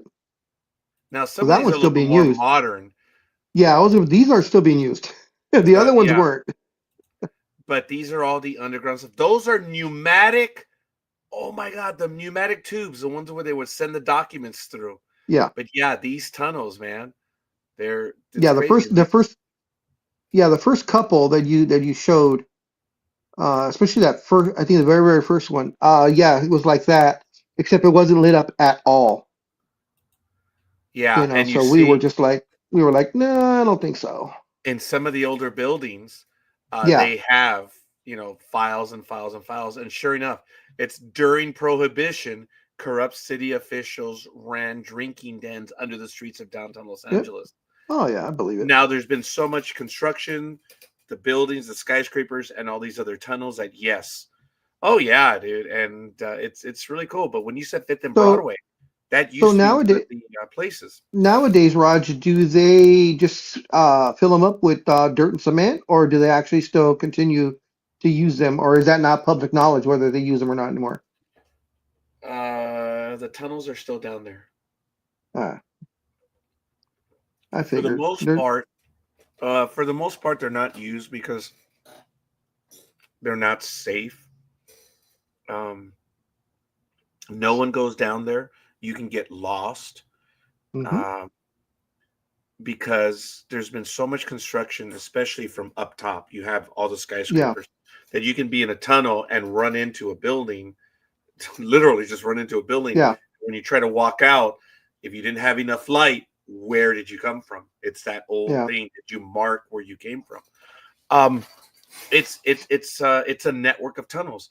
They're the hmm primary tunnels though, because LA wasn't that big when it's because the True. downtown circle's immense in downtown LA right now, but you have to understand there was really only like 6 or 7 blocks on both sides, and Yes. that was it. Yes. But it's still a lot, man. And Yeah, as the I thought it was building, pretty crazy that when we first went down there because I'm usually very inquisitive about my surroundings. So when I saw the door, and I'm like, well, where does this lead to? This must be. I was thinking, oh, it must be a maintenance store. For the maintenance for the air conditioning, blah blah blah, lights. And then when I opened it and there were stairs going back down, I was like, hey guys, look what I found. well, check this out. In the article where I found all these pictures, while the Uh-huh. rest of the country was forced to go dry during Prohibition, the party never stopped. Despite Prohibition laws, 11 miles of service tunnels became passageways to basement speakeasies with innocuous fronts above ground. Patrons were able to move about under the city, boozing it up without a care in the world, Yep. while the mayor's office ran the supply of hooch. If you've ever seen Boardwalk Empire in HBO, I was thinking the exact same thing. I that love that show. oh my god, it ran 5 years. I loved it. Mr. I think Buscema was perfect oh for the role. oh, Perfect. and the thing also about that was that these guys did their homework. They went ahead and found people in history and had Yeah. them on that program that very few people knew about. Hey, maybe Philly Special is watching. I don't know. He liked. Yes, he liked it. Yeah. Oh, Aisha's in there too. Oh, hi Aisha. I didn't see your I comment right I now. know. Oh, there are I comments. only went a little bit. I didn't go in completely. Yeah. And so this person don't go poking around dark and dingy places. Look, we'll all go so far until we're like, Yes. yeah, time to go. But Yeah. there's 11 miles of tunnels down. That's a lot, man. You can easily get lost down there. And Yep. yeah. Now, I had mentioned that where they filmed the final battle, you can't go back there anymore. There's a large property complex in front of it now. But behind the building where the tunnel is now sealed, it's painted and it looks like a metro painting, which is kind of cool, I guess. Oh, okay. Cool. And it's just there. People don't realize that that was one of the tunnels where the metro came out of to go to the northwest into the San Fernando Valley. Yeah, it's right there on Second Street, if I'm not mistaken. Okay. I'm gonna go there real quick on Google Maps, and I was able to see it all the time. I knew exactly where it was, but when they started building that large apartment complex, oh man, piece of movie history is gone, gone forever. Okay, here it is on. Let me share the screen. Here is downtown Los Angeles, and the street I'm talking about is watch. Okay, this is that famous school that they built, not Belvedere, but the one that had a seismic thing go underneath it. Remember? Oh, here it Kind of, is, the sort of. Roy Ball Learning Center, but it had a different name. But look, um, where is it? I think it's Second Street. I'm sorry. Oh, here it is. Yes, I apologize. There it is. Um,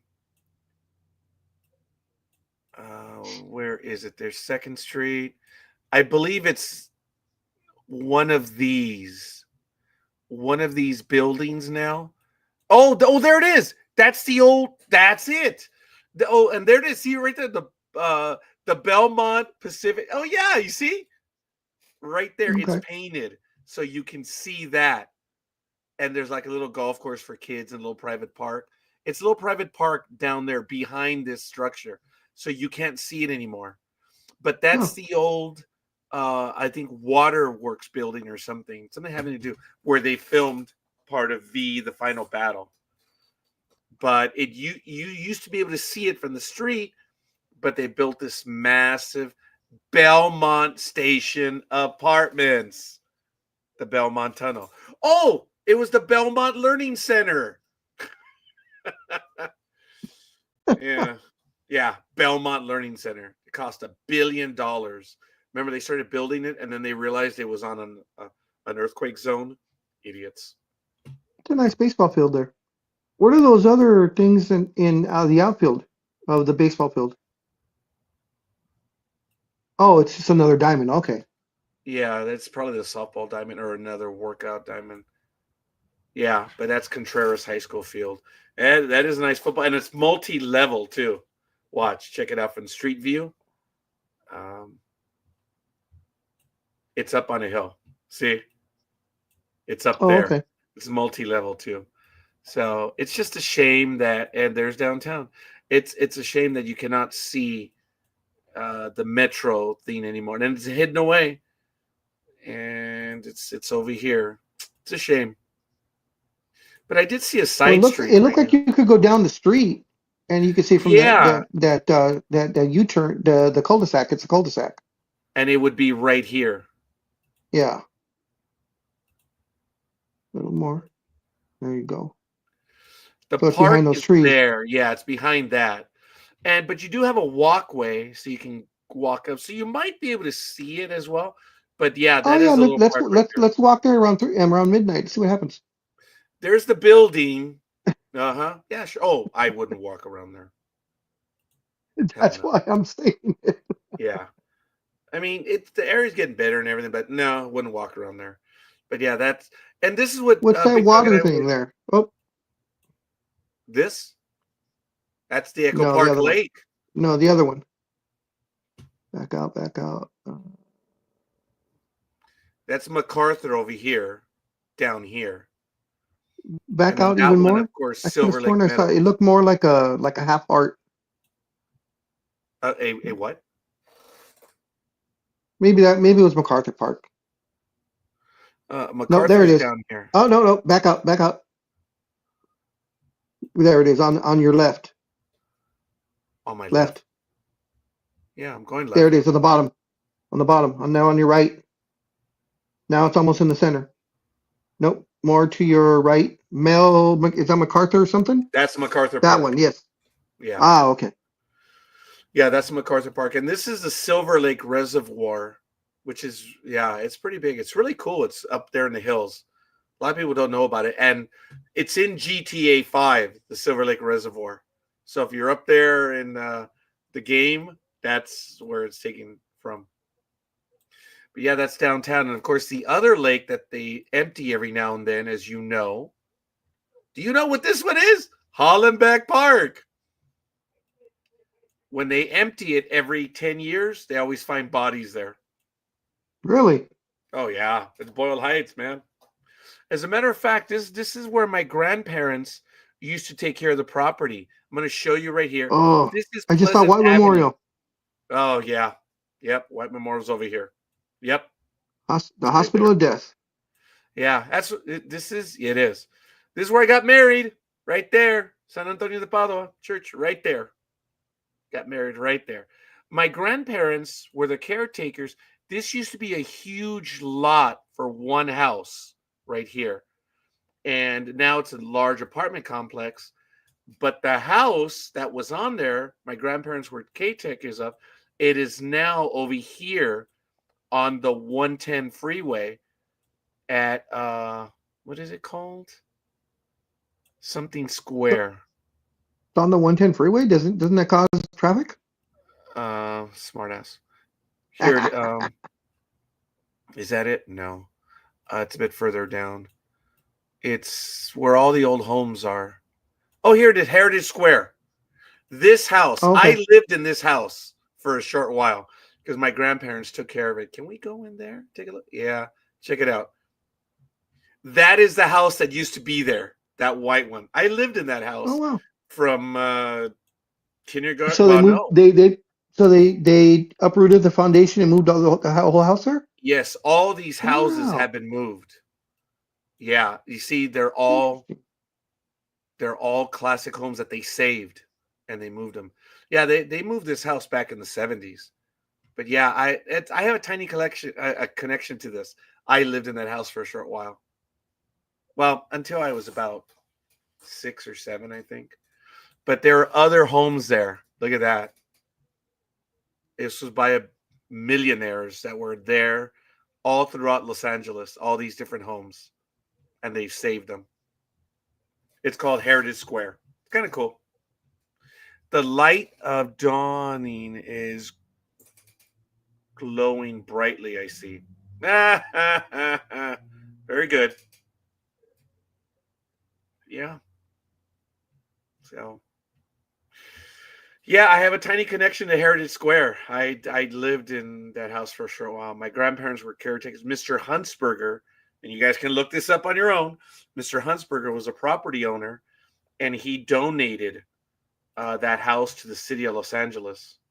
And my brother Lewis, before he passed away, used to go there, and he used to help out. You know. Yes, I am, because I finished my topic on the paranormal. It went for about an hour and a half. Okay? Well, an hour 15. It was good. Forgive me for saying. But next Now, week we're going to be talking about the ghost towns of California. Raj, do you And believe Stonehenge has supernatural properties? no, no, I do not. Okay. Why? What's up? No, no, Do you? just a question. I mean, there's No. been rumors Oh, and really? legend, of course. I understand the Neolithic meaning that if you stand there at certain times of the year, I mean, it was, we don't fully understand the value, but we do know that early man, and I'm generalizing, I'm not being sexist here, I'm just talking about the species. Early man understood there was more, that his universe was not just on the planet. The stars had meaning to them. And it is no accident that it's at, I think Stonehenge is twice a year, on the solstice, where it lines up just perfectly. It's like what happens at the pyramid in Mexico. Are you familiar with that one? That twice a year, when the sun is, going down, you can see the serpent on the side of the pyramid. Crazy. And it's only like 2 times a year. And it's because of where they aligned. Folks, that is incredible that our ancestors were that smart. People say that aliens gave them that technology. I'd like to believe, like Gene Roddenberry said, it wasn't aliens. It was us. We're the ones that built it. We're the ones that built it in the same way that the cave painters in France and around the world, they imparted that they were there and this was their life. It was important for them to record their lives on these walls. And 1730,000 years later, we still get to see these images of people that came before us. Just absolutely amazing. But no, as you asked me a while ago, do I see a contradiction between science and religion? No. I didn't tell you that there are things that are common knowledge that amongst the community, even we believe. And I have to be careful when I say we, but there are certain parts of the biblical story that even we believe are myth, but it will never be said publicly. I wanted to add one thing Yeah. on the Egyptian pyramids. Um, they were built by aliens. No. But no, wait, let me finish. They were built by aliens. But the Oh, you big question everybody should ask is how did they get the Mexicans from Mexico to Egypt and back to ah, Mexico again? okay, all right. I was along the lines on that one when you said aliens. I'm like, I'm not talking about the ones that were from from Palestine and all that, or from West Africa and stuff. Those would have been technically aliens. Do you guys know that the Egyptian Empire ran for so long that Cleopatra in she was roughly 50 BC. She's closer to us in time than she is from the start of the Egyptian Empire. Isn't that Yeah, crazy? that's crazy. And there are other unique things like that I was watching a video. I'm gonna have to share with you guys. I saw it yesterday as I was falling asleep. That it throws your sense of time. Did you guys know that? What was the one? George Washington, the first president of the United States, did not know of the existence of dinosaurs. Can you guys Now, believe that? did he not know about the existence of dinosaurs because that wasn't really taught back then, or was he just ignorant? The first fossils. Oh no, fair question. That's a fair question. Um, Fossils weren't discovered until like the 1800, like Oh, okay. 1821 or something. Aisha knows a little bit about that. I know she does, and she can help me out on it. And if Aisha wants to join us, by all means, don't worry about it. Just come on in, no video. Stonehenge is what is called ley lines. Yes. These I was lines just going to connect ask about other that. sides. Those solstices are the summer and winter. Yes, thank you, Aisha. Aisha, look, when I get my stuff resolved, and it may happen. It may happen a lot sooner than I care to admit. Ladies and gentlemen, I can truly say this. My having to make a decision on retirement is sooner rather than later. Based on the last 2 weeks, I'm going to have to make a decision. And it's like, it threw me. It threw me big time. And it looks like I'm going to be retiring very, very soon. So, but I have the choice. I contemplated, I worked it out today. I said, oh, you know what that was, right? Yep. It was the payout. Yep. Oh, because it's early. I'm only 55, but it's very real. And I've had about a week to worry about it.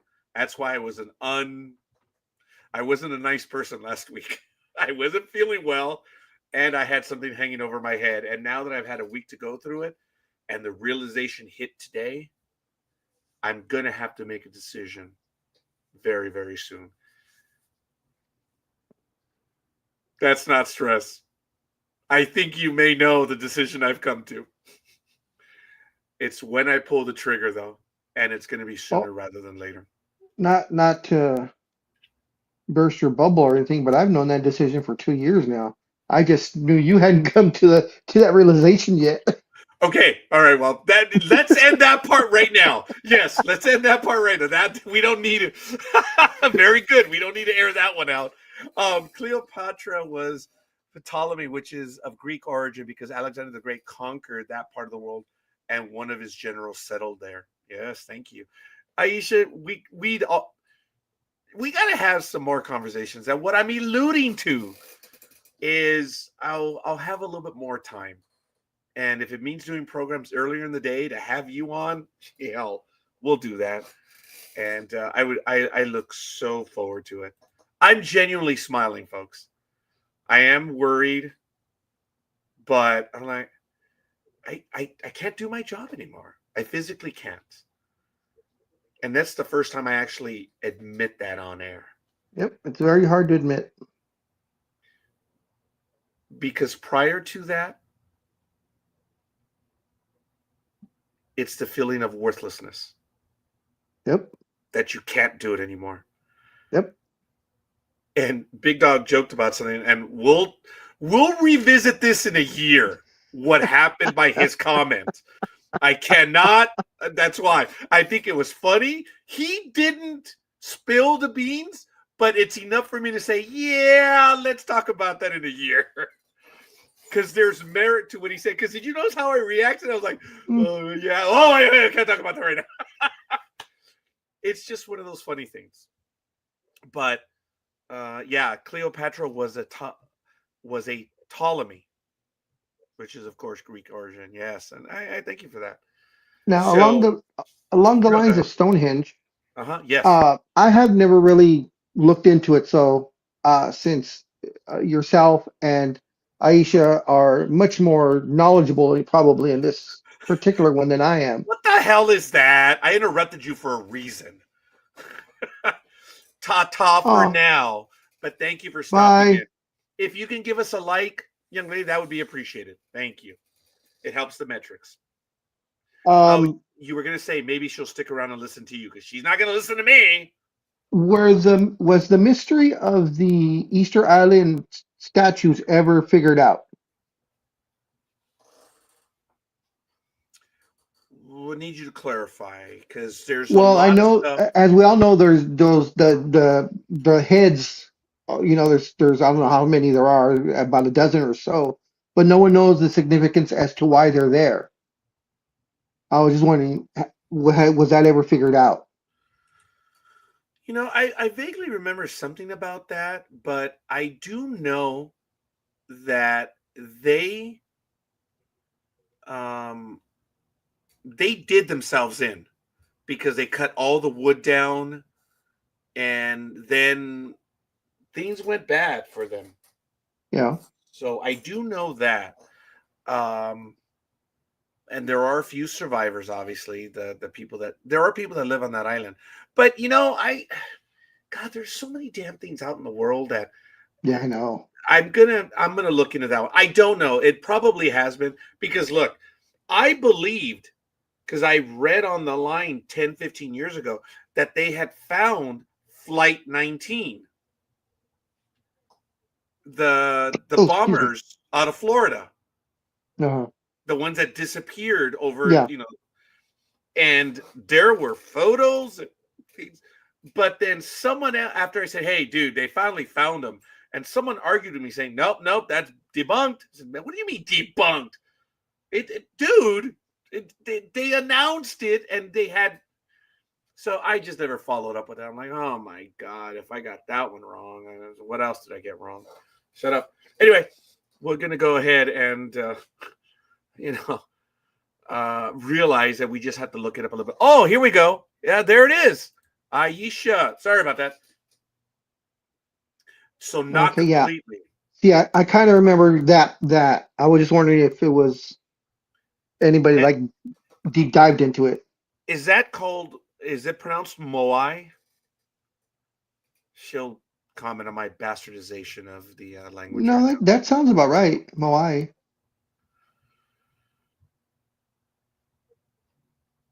So yeah, but I appreciate that, Aisha. So, and quite frankly, folks, I this is. Oh my goodness! Today is Jay's birthday. Yes. Remember he talked about that on Saturday. Like you expect me to remember? I'm already like on tomorrow. What you drinking? Drinking Pepsi this time, and because my daughter's drinking the Pepsi now, I'm Can a. you tell the difference? Oh yeah, Pepsi's sweeter. Uh, Yes. Pepsi is just Yes. flat out sweeter. Coke has the famous kick. Look, I've told people And I if think you're more gonna have. fizz too. Oh, that's interesting. Probably. I've told people that if you're not feeling well, you got the urge to burp, the best thing that you can do is get a Coke, soda, and just drink as much as you can. Just drink it, drink it, drink it, and then hold it in. And if you can, drink a little bit more, and then just let the fizz do what it needs to do. Because when that little rat releases, you've done that, right? There's your answer. Yeah, there it is. No definitive signs of the wreckage of Flight 19 or its 27 crew members ever been found. Yeah. So, but there was something that happened in the 2010s that it had been resolved. I mean, everyone was talking about it, but apparently it was a situation of what they call internet pasta. People just, Yep. Whip it up. What's wrong? no, just the chair felt a little funny right now. And it was Oh, actually, what's kind of cool is, let me stand up for a probably the moment. possum. Probably. My sisters got me one of these, I Is that like guess. a back massager? Yeah, and I've not connected it yet. You I've should. had it Those for things like, feel really good. yeah, I just have not connected it yet, but my sisters did get me that, and I've had it here for about How four sweet of months your or so. sisters to do that for their baby brother. Oh, yeah, I think it's because some the only one left. So, uh, yeah, I know I shouldn't have said that because they do They're not watch listening. your It's show. okay. They're not Oh, listening. I found out that they do, but yeah, it's all good. Um, Thank you for that, Aisha. You remind me of Lethal Migraine. No, God, no. She doesn't know who he is yet. He is lightened up. He doesn't attack anymore. Have you noticed? He doesn't attack, but he never says anything positive. God bless America. Uh-huh. And maybe right now that I said his name, maybe he's going to comment lethal migraine, lethal migraine, lethal migraine. Big Dog and I have always found it funny that the guy rips every topic that we're talking about. Yet when Big Dog and I are in intense conversations that we forget something, 30 seconds later, huh, dude? Or faster. Or faster, he comes up. Oh, right. Sometimes he just right then and there would answer for a guy who isn't interested. That's right. When he pulled that, I'm like, I know your shtick. Oh my god, he got under everyone's skin, and he Uh, knows how to do it. He knows how to do it. It was great. let's see how dem boys are doing. Oh, that's right. It is Monday night. Down 27-10, as they Who's should be. who's winning? Oh, sorry, The Aisha. Texans. She didn't even pick the Cowboys. 27-10. They're gonna lose.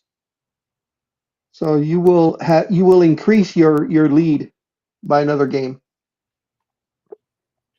Why did everyone who picked the Cowboys? Coffee, because it's a home game. That's it. Oh, okay.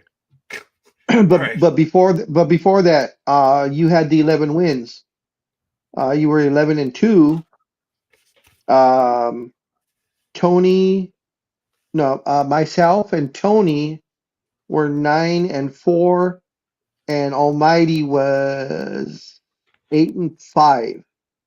So you increased your lead over myself and Tony by a game. Okay.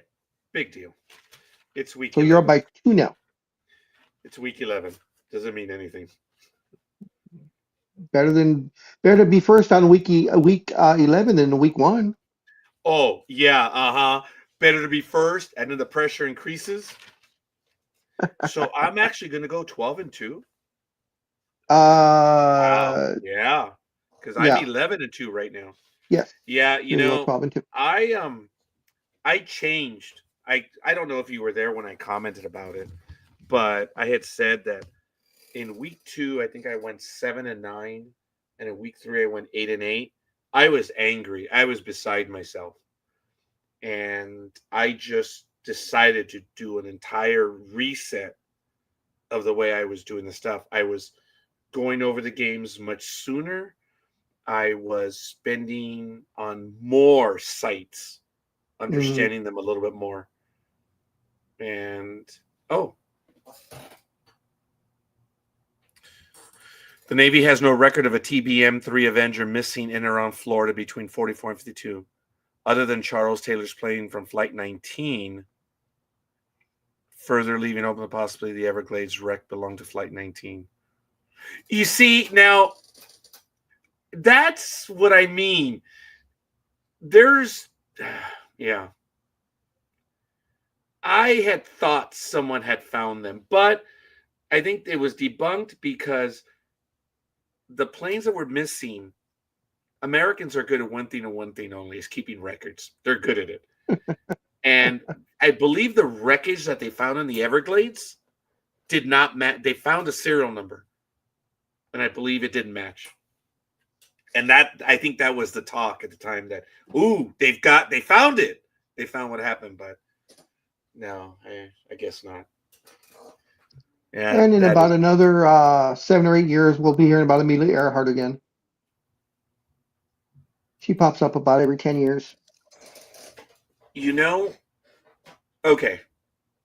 Because we just talked about her, was it last year? They were talking about some Southern Pacific island found the wreckage or something, but that was never, once again, Well, ever verified. it's because of the depth Yeah. of the plane, and they have images, and it really does look like a plane. And I believe that she crashed onto an atoll, and she lived for a while. This whole thing that the Japanese, had her and took her to Japan, that's baloney. Or that she never That's took off and she's actually in hiding. That was another stupid one. that is the most insulting one of all. Yeah, that was actually. Amelia Earhart is the very personification of the very best of us. All right, you should take care. Thank you for Yeah, staying a little bit longer. We appreciate that. thanks, kiddo. Amelia Earhart did those things. It's kind of like when John F. Kennedy said in 1961, "We're going to the moon." Why are we going to the moon? Because it is there. Everyone admires the best player, the championship weightlift, everything. Why do we go to the moon? It's because that is what drives us as human beings. And folks, I know a lot of people don't like them and don't care, but you know what? The definition of modern leadership, which is missing today, is when Kennedy said, "We will end this decade by landing on the moon." The definition of modern leadership saying, "We're going here." Look, we're going to get there. Now, he didn't really say that, but But that's that what it is, meant. yes. He said, "We're going, and we're going to get there." Wasn't And there a recent movie, Raj, that came out where it was like an alternate type of reality type or something to that yeah, nature, where the the space race Soviet, continued, right? And the Soviets got there instead, right? Wasn't there just yeah. a recent movie about that? I don't know if it was a movie or a TV show. Okay. Yeah, I think it was. Yes. Yeah, I forget which cable service. You're right. And I kind of thought of watching it because it had Yeah, same some here. interesting people there. But I just, yeah, I didn't get around to doing that. But yeah, I thought of watching it. Actually, I think I did see some of it, but I didn't complete it. There was an interesting one that I was starting to watch, but it got kind of long, or not long, I guess slow. And it was called Oh, 19, I think, believe it was called 1963, and it was James Franco. It's on, because that was the year that Kennedy died. yes, and that's exactly what it's about. So, um, I think it's on Netflix. I believe it just went to one season. So James Franco is whenever it was made, because I think it was made maybe 4 or 5 years ago. So let's say it's now. So James Franco's in 2024, and he works in this little small town, and he's always going to this diner. And this diner, the guy always has fries and a burger for like $1.25, even now. So everybody buys it, and he finds out that the guys. This is where the super part comes, but it works for the show. The guy he finds out that the guy's like back storage room is actually a time portal, and he goes back to 1963. So the reason why, side note, the reason why his burgers and stuff are so cheap is he buys all the meat back in 1963 and then brings it with him to the portal. So that's how he sells it for $1.25. And it probably cost him 3 cents. Yeah. So, but the premise is, no matter how long you stay in 1963, when you come back to the present, you've only been gone like 10 seconds or a Oh yeah. minute. Like, say if you're there for a year, then maybe 5 minutes have passed by. If you're there for, a month, then only like 2 seconds have passed by. Oh yeah, yeah, yeah, So yeah. the owner of the diner gets killed, or he no no excuse me, he's dying of cancer or something, or he only has like weeks to live. And he tells James Franco what the reason why he's doing this is he wants to go back to 1963 to either prevent or kill Lee Harvey Oswald before he gets the shot off. So the guy dies, and he tasks James Franco's character to do the job for him. And I got into maybe the second, maybe halfway into the third episode or so, and I think it's like 9 episodes or 10 that he's tracking him, his route and stuff, Lee Harvey Oswald, so that he can get to him before he gets to the book depository. If you It's an guys have a interesting premise. yeah, one of the best ones, Uh-huh. it was the Twilight Zone that ran in 2000 on UPN. Okay. And it had I remember that. Katherine Heigl in it. And oh my gosh, Okay. oh, she Yeah. was, Too bad and it she's a was pariah now. called, yeah. Well, now she's doing something related to dogs. But Oh, she okay. was in an episode called Cradle of Darkness. And Okay. the episode is a woman goes back in time to the birth of Hitler and attempts to interfere so that World War II never happens. If you guys have a chance to watch it, I don't want to resolve it. It's just, damn them. It was a Twilight Zone episode. Some people said, "Oh, you knew it." No, I didn't, and I was impressed. It was really good, and I really did appreciate Katherine Heigl. And oh my God, she's a cutie, for goodness sake. Does she kill Hitler? You've got to watch it. It's worth your Oh, time. tell It's only me. like a 30-minute episode. Okay. Look, I don't want to spoil it for anyone. It's a good episode, but I'll tell you when we finish right now.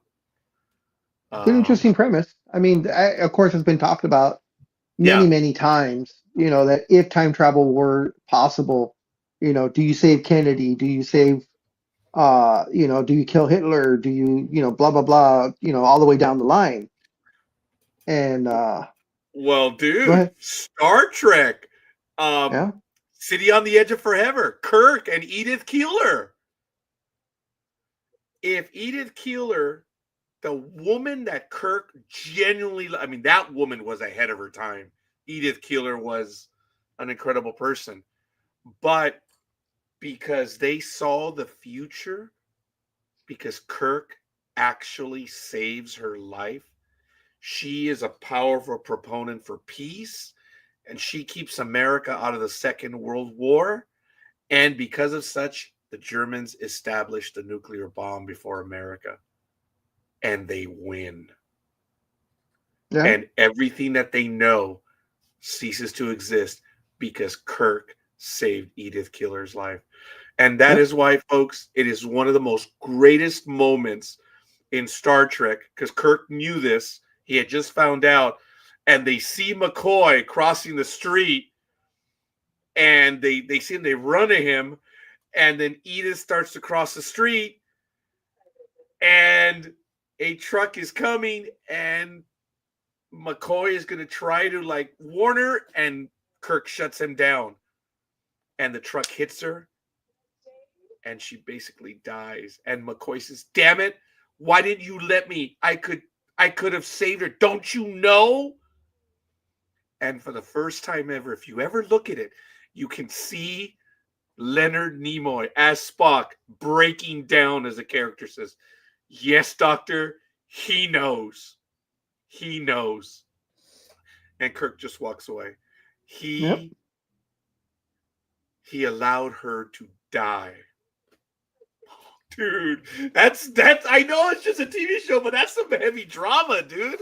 Yeah. And kind of the same thing in Men in Black 3, uh, where Will Smith goes back in time to save Tommy Lee Jones. Because I don't know, you watched it, didn't I, you? I I saw it once, yes. Okay, so you remember he goes back in time, and then when that alien is helping them, so they can get the ArcNet put out, on the Earth, and when he wants to save, Tommy Lee Jones' character, and the alien tells him, "You can save him, but when there is death, there is always death." And kind of the same thing. Kirk saves that lady, but then because of that, the Germans do the nuclear bomb, and they end up killing all those millions of people. So the millions of people still die. Yeah, It's just a different way to get there. yeah. So, and that's the conundrum that they talk about. That if time travel is, you know, ever achieved, if you kill Hitler or save Kennedy, what repercussions? The butterfly effect happens. Well, the butterfly effect is if you move Hmm. a branch Yep. and the branch is no longer blocking someone that would have gone around it, now they're going to Yeah. go straight. That just that, Yep. yeah. I never thought I'd have a time travel discussion with you. I thought I'd have a lot of discussions with you. Co- Marvel comic Universe, books. and Comic books yes, have covered this many, oh many times. yes, So, so a yeah, lot of stuff that's actual, discussions that intelligent people have. Us comic book nerds can chime in yes. very, very quickly. It's incredible what the well, dude. Remember we talked about this? What Dark Horse did for Yeah. Aliens? Oh my Yeah. god, dude, that was better than Alien 3. Dark Horse Comics really had some great storytellers, Yeah. great concepts. And Um, a lot of the guys from DC and Marvel from the 50s and 60s, even in the 70s, a lot of the Nazi stories, especially the Hitler stories, and it was covered by the Justice Society of America, which is the precursor to the Justice League. They were the oh, fifth. They were the 50s here. They were the original heroes, okay.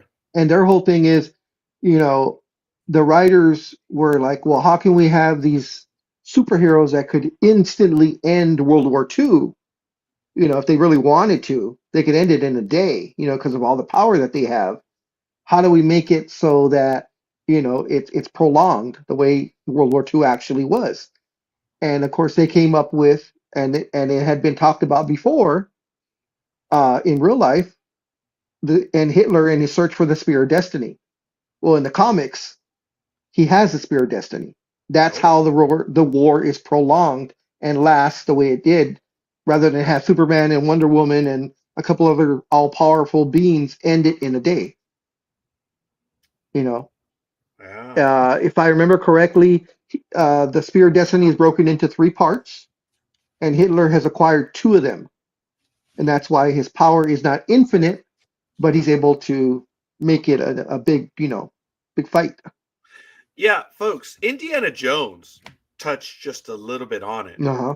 Yeah. They were collecting anything and everything. Part of it was they were thieves, and the other part was they were, dude. Uh, and the other part was, hey, you never know. You never know. And they did look for a lot of stuff to get the upper hand. It really is. And even the swastika, which Yeah. has now become a universal symbol of hate, prior to 1935, do you know that there are many American products that have a swastika on it? I had heard that. I hadn't really seen Because anything on there. what the Germans did is they reversed the image. So Okay. you can find swastikas on clothing and all sorts of stuff throughout the world. Folks, the swastika, the way that we know it is the Germans reversed it. So think of it in verse. That is a good luck symbol to many parts of Yes. the world. Yes, I've heard that. Yes. Yeah. And it was destroyed. That's how evil they were, ladies and gentlemen. That in short 13 years, they destroyed a symbol that represented good luck for centuries. That's crazy. Yeah. Yeah, it is a vile. The way they have it is vile, but I believe you can still find it in India and in other places in some older buildings, and it represented good luck. See, which is against many of the Judeo-Christian faith, and I also believe Islam as well. I don't know where in the Quran it is, but if you want to know what I'm talking about, if you wish someone good luck, and if you are of the Judeo-Christian faith, you have just broken the commandment of you shall have no other gods but me. The thing is that you are putting your faith and trust in something else. Isn't that crazy? Yeah. I could bore the crap out of everyone when it comes to those things. The funniest argument that I had with someone the other day was, they said, I'm Christian. She goes, no, you're Catholic. Yes, I'm Christian. You're Catholic. Okay, first of all, who invented it? I get sarcastic and I say that, but I say, look, Catholics are Christian. Just you don't understand what the word Catholic means, but that's okay. I won't lecture the audience right now because that's not the point. But I love it when people who are Christian say Catholics are not Christian. Eh. Now, I'm not talking about religious history and stuff because a lot of people are stupid. A lot of people are stupid. So, but I will tell you that we are not responsible for the sins of our forebears.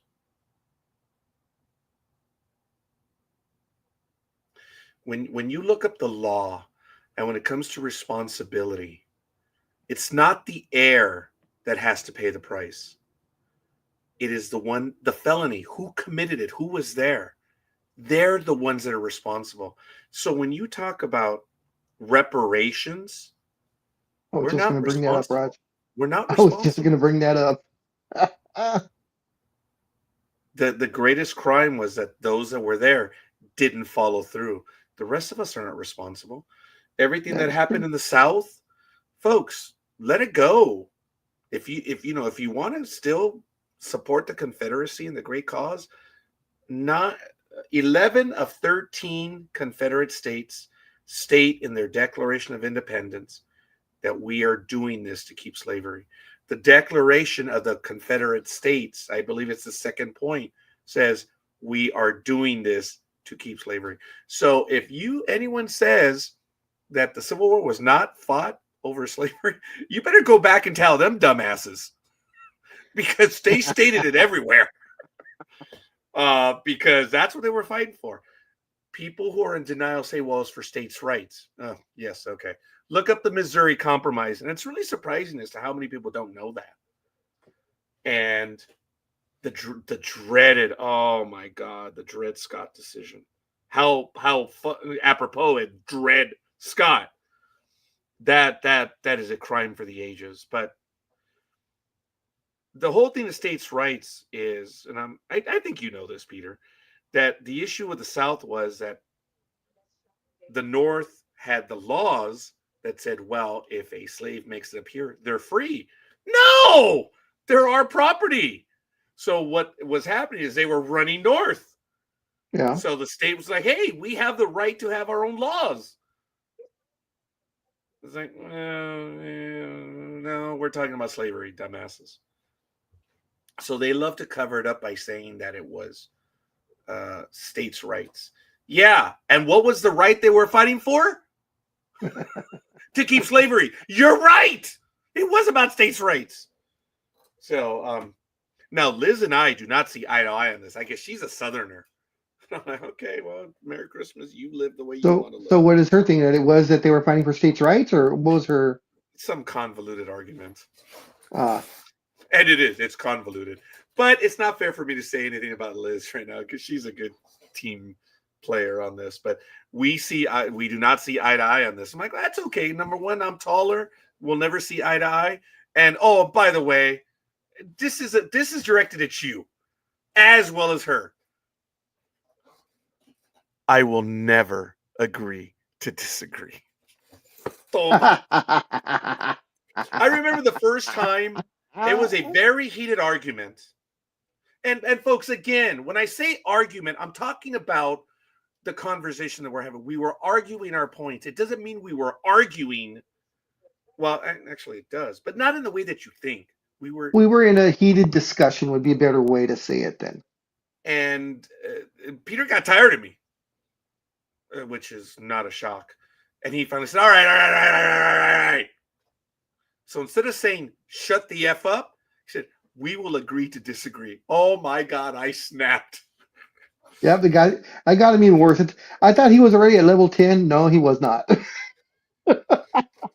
I was like, oh, hell no, F you. Oh no, I will never agree to disagree. Oh, bullshit.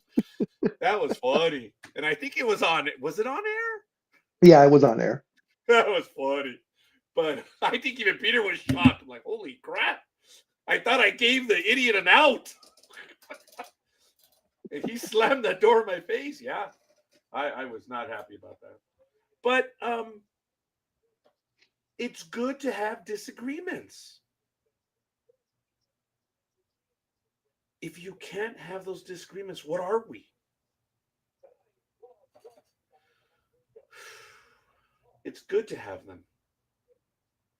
That means we're progressing forward. We're thinking things through because we get it wrong parts of the time and we learn from it. And we realize, you know what? I was an idiot. And we all move forward as a society. But when you argue with someone about what you believe, and then your pussy cop-out is, oh, well, that's what I believe. Well, you know what? Let me go get Lucille or Easton, and I'll show you what I believe. I will beat the stupid out of you. When someone says that, it's because they've been bested, and they have no answer for you. And that's their thing. Well, that's what I believe. Oh my God. Those people should be eliminated from the earth. Yes. Those people need to be eliminated because they're not helping society progress forward.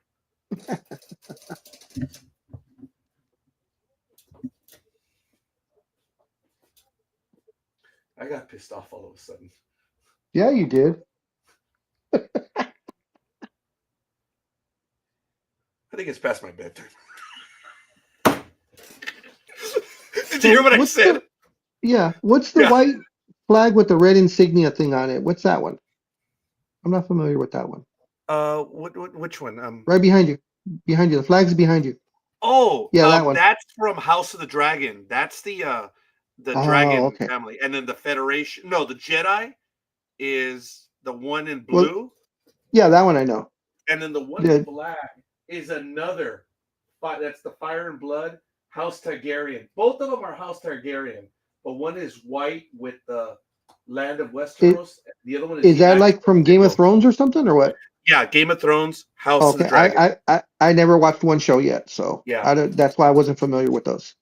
yeah. I have them when we were doing House of the Dragon stuff, and I was gonna buy another one, but I'm Cool. glad I didn't get it. But yeah, that's the Jedi one. But it should be flown, The at other way. 90 degrees. Yeah. But I don't have anything to hold it up. Yes, I just said I have nothing to hold it up. Ooh, that was the chair. Don't need that WD-40, huh? Yeah, it's been okay. Well, yeah, I think it is past my bedtime. It was a great conversation, young man. I appreciate everything you brought to it, and I appreciate everything else we discussed. This was good. Folks, next week, I'm going to be talking about some of the ghost towns in California, and going to have some stories about that. But I don't know if the big dog heard, as I mentioned, that there's this ghost town in Death Valley. It's called Sierra Gordo. It's privately owned, and this guy does videos about once a month, and he's about 4.5 years in.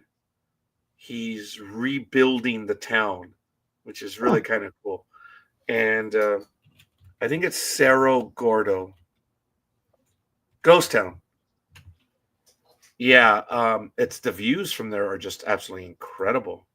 Cerro Gordo Ghost Town. It's in Inyo County, and the guy purchased it. And look, yeah, there's some images right there. He's rebuilding some of the stuff and repairing it, and he's on Yeah. YouTube. And it's really cool. Death Valley, Cerro Gordo Ghost Town. Oh, I think that's him right there. There he is, Ghost Town Living.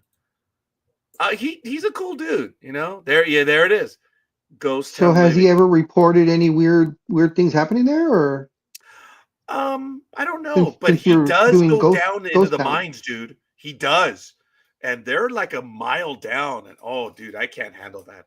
I'm claustrophobic. But yeah. Oh, there Is it a is, board four and a game? half years. Folks, go to Oh, and he Facebook. lives there. Okay. Yeah, go to Ghost Town Living, and then you can go to YouTube. And on YouTube, his handle is whoop. Stop it. Stop it. There. Okay. Skip. It's called Ghost Town Living right there on YouTube. And Huh. it's cool, Okay. man. Some of them are short, but he's been doing this for 4.5 years. So each time he's had a new project, I have been following what he does. He has 1.76 million subscribers, dude. I saw that. Yeah, it's not bad. And he's all right.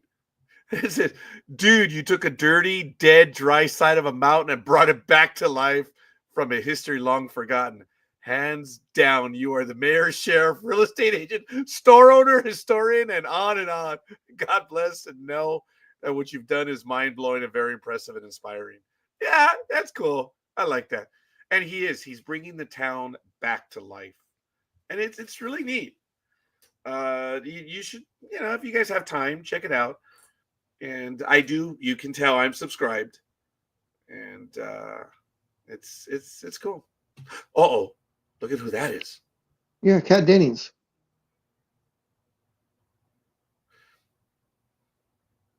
You know she just got married? She married. Yeah. She got married. Yeah. Like last year or earlier this year. Look at bastard. Good for her though. Oh yeah, and that yes, but that's not the way I'm gonna look at it. Yeah. She is cute, man. I mean, I'm sure she still No, she's is. gorgeous. Yeah. So, yeah. So hey, it's all good. If you wanted to continue, you're more than welcome, young man. But I'm No, gonna go ahead and I'm call okay. that point. Uh, Have you been to any ghost towns other than no, Calico? That's the only one I was talking about. I was thinking about. But that's good. We can talk about that one if you'd like to join. It's going to be next Monday. It's going to be the holiday Monday, folks. We're sticking with paranormal and stuff like that for this program for at least probably through the end of the year. Trying to keep it light, ladies and gentlemen, because when you look at everything that's going on the network, it's actually kind of tough to come up with something creative. So I switched to paranormal. So, and yes, I did get a message right now. It says, "Hey, you're doing cryptids." No, I'm not doing cryptids. Is that from your former co-host? It's from that universe, yes. Uh, Oh yeah, you know, don't know, don't care. And but someone, you know, made it clear to me from that universe. I said, no, I'm an adult.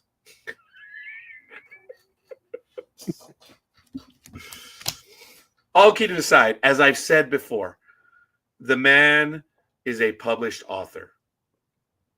It's no small deed. He has a following.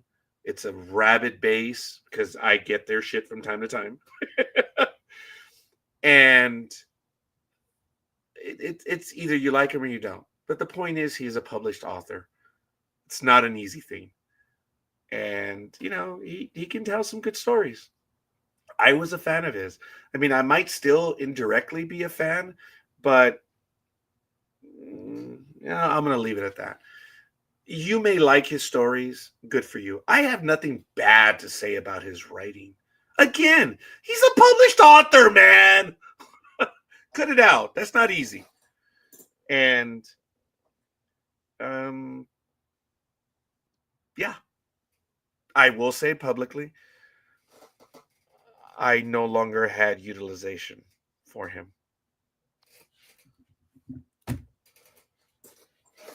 I've been thrown okay. away by many people in the past before, and that's yet another one. That's okay. I was no longer useful. I get it. But I'm not going to relitigate that anymore. Ladies and Yeah. gentlemen. So Oh, we'll go ahead. Go ahead. we'll change the tangent on that. Did you see the news that came out of the Lakers organization today? Oh, no, no, I haven't seen anything. Um, let Oh, me just give you an idea. Um, I had the doctor's appointment at 8 o'clock. We had the interview with Kenneth Johnson. And then I had another appointment at 12, another medical appointment. I've just been tired. Oh, and then we had to go to the farm. Oh, dude, I'm tired. Tell me, okay. Well, then what's the news? I'll give it What's to the you real news? quick. The news was from Genie Bus uh, that they announced a new statue for the Ring of Honor, whatever the fuck they call that area. Guess who? I'll give you two guesses. Jerry West. He's already there. Oh, and I've been there. What a dumbass. Um. Oh, Jackson. Phil Jackson, Yeah. you're close. One better than Oh. him. Oh. Myanmar, right? Yes, Pat Riley was announced today that About he, effing time. yes, statue will be Wow. unveiled sometime either late next year or very early 2026. They Wow. just commissioned, I guess, the person to start working on it. Um, hopefully, it is the regular person that does all the Laker ones and not the guy that did the Dwayne Wade one. Oh, that's funny. That looked horrible. Yeah, yeah. You know what's bad when even Dwayne Wayne says, "Hey, who is this guy?" Dude, the game's not over yet. Nope, they're still fighting it out. Okay, nothing personal, but the game is over. Yeah, the game's over. 34-10. So Damn. I'm Crap. gonna let you go so I can start doing my Yeah, percentages and stuff. yeah. Let me we're finishing. Stay on, please. Okay. Okay, Ladies sure. and gentlemen, thanks. It's awesome. I appreciate you guys spending time with us. Peter, thank you for joining me as always. It's always a lot of fun that we can have this conversation because we really don't spend a lot of time together anymore, and it's because of our health, and that's all I'm gonna say. Yeah, But no kidding. as things come about, we'll see. Um, this is the longest we've gone though, for not even for lunch, huh? Yeah, it's been a while. It has been a bit because I know something. We got together during the summer, didn't we? Yes. No, like May or June. Yeah, early Hey, early summer, yeah, pre-summer.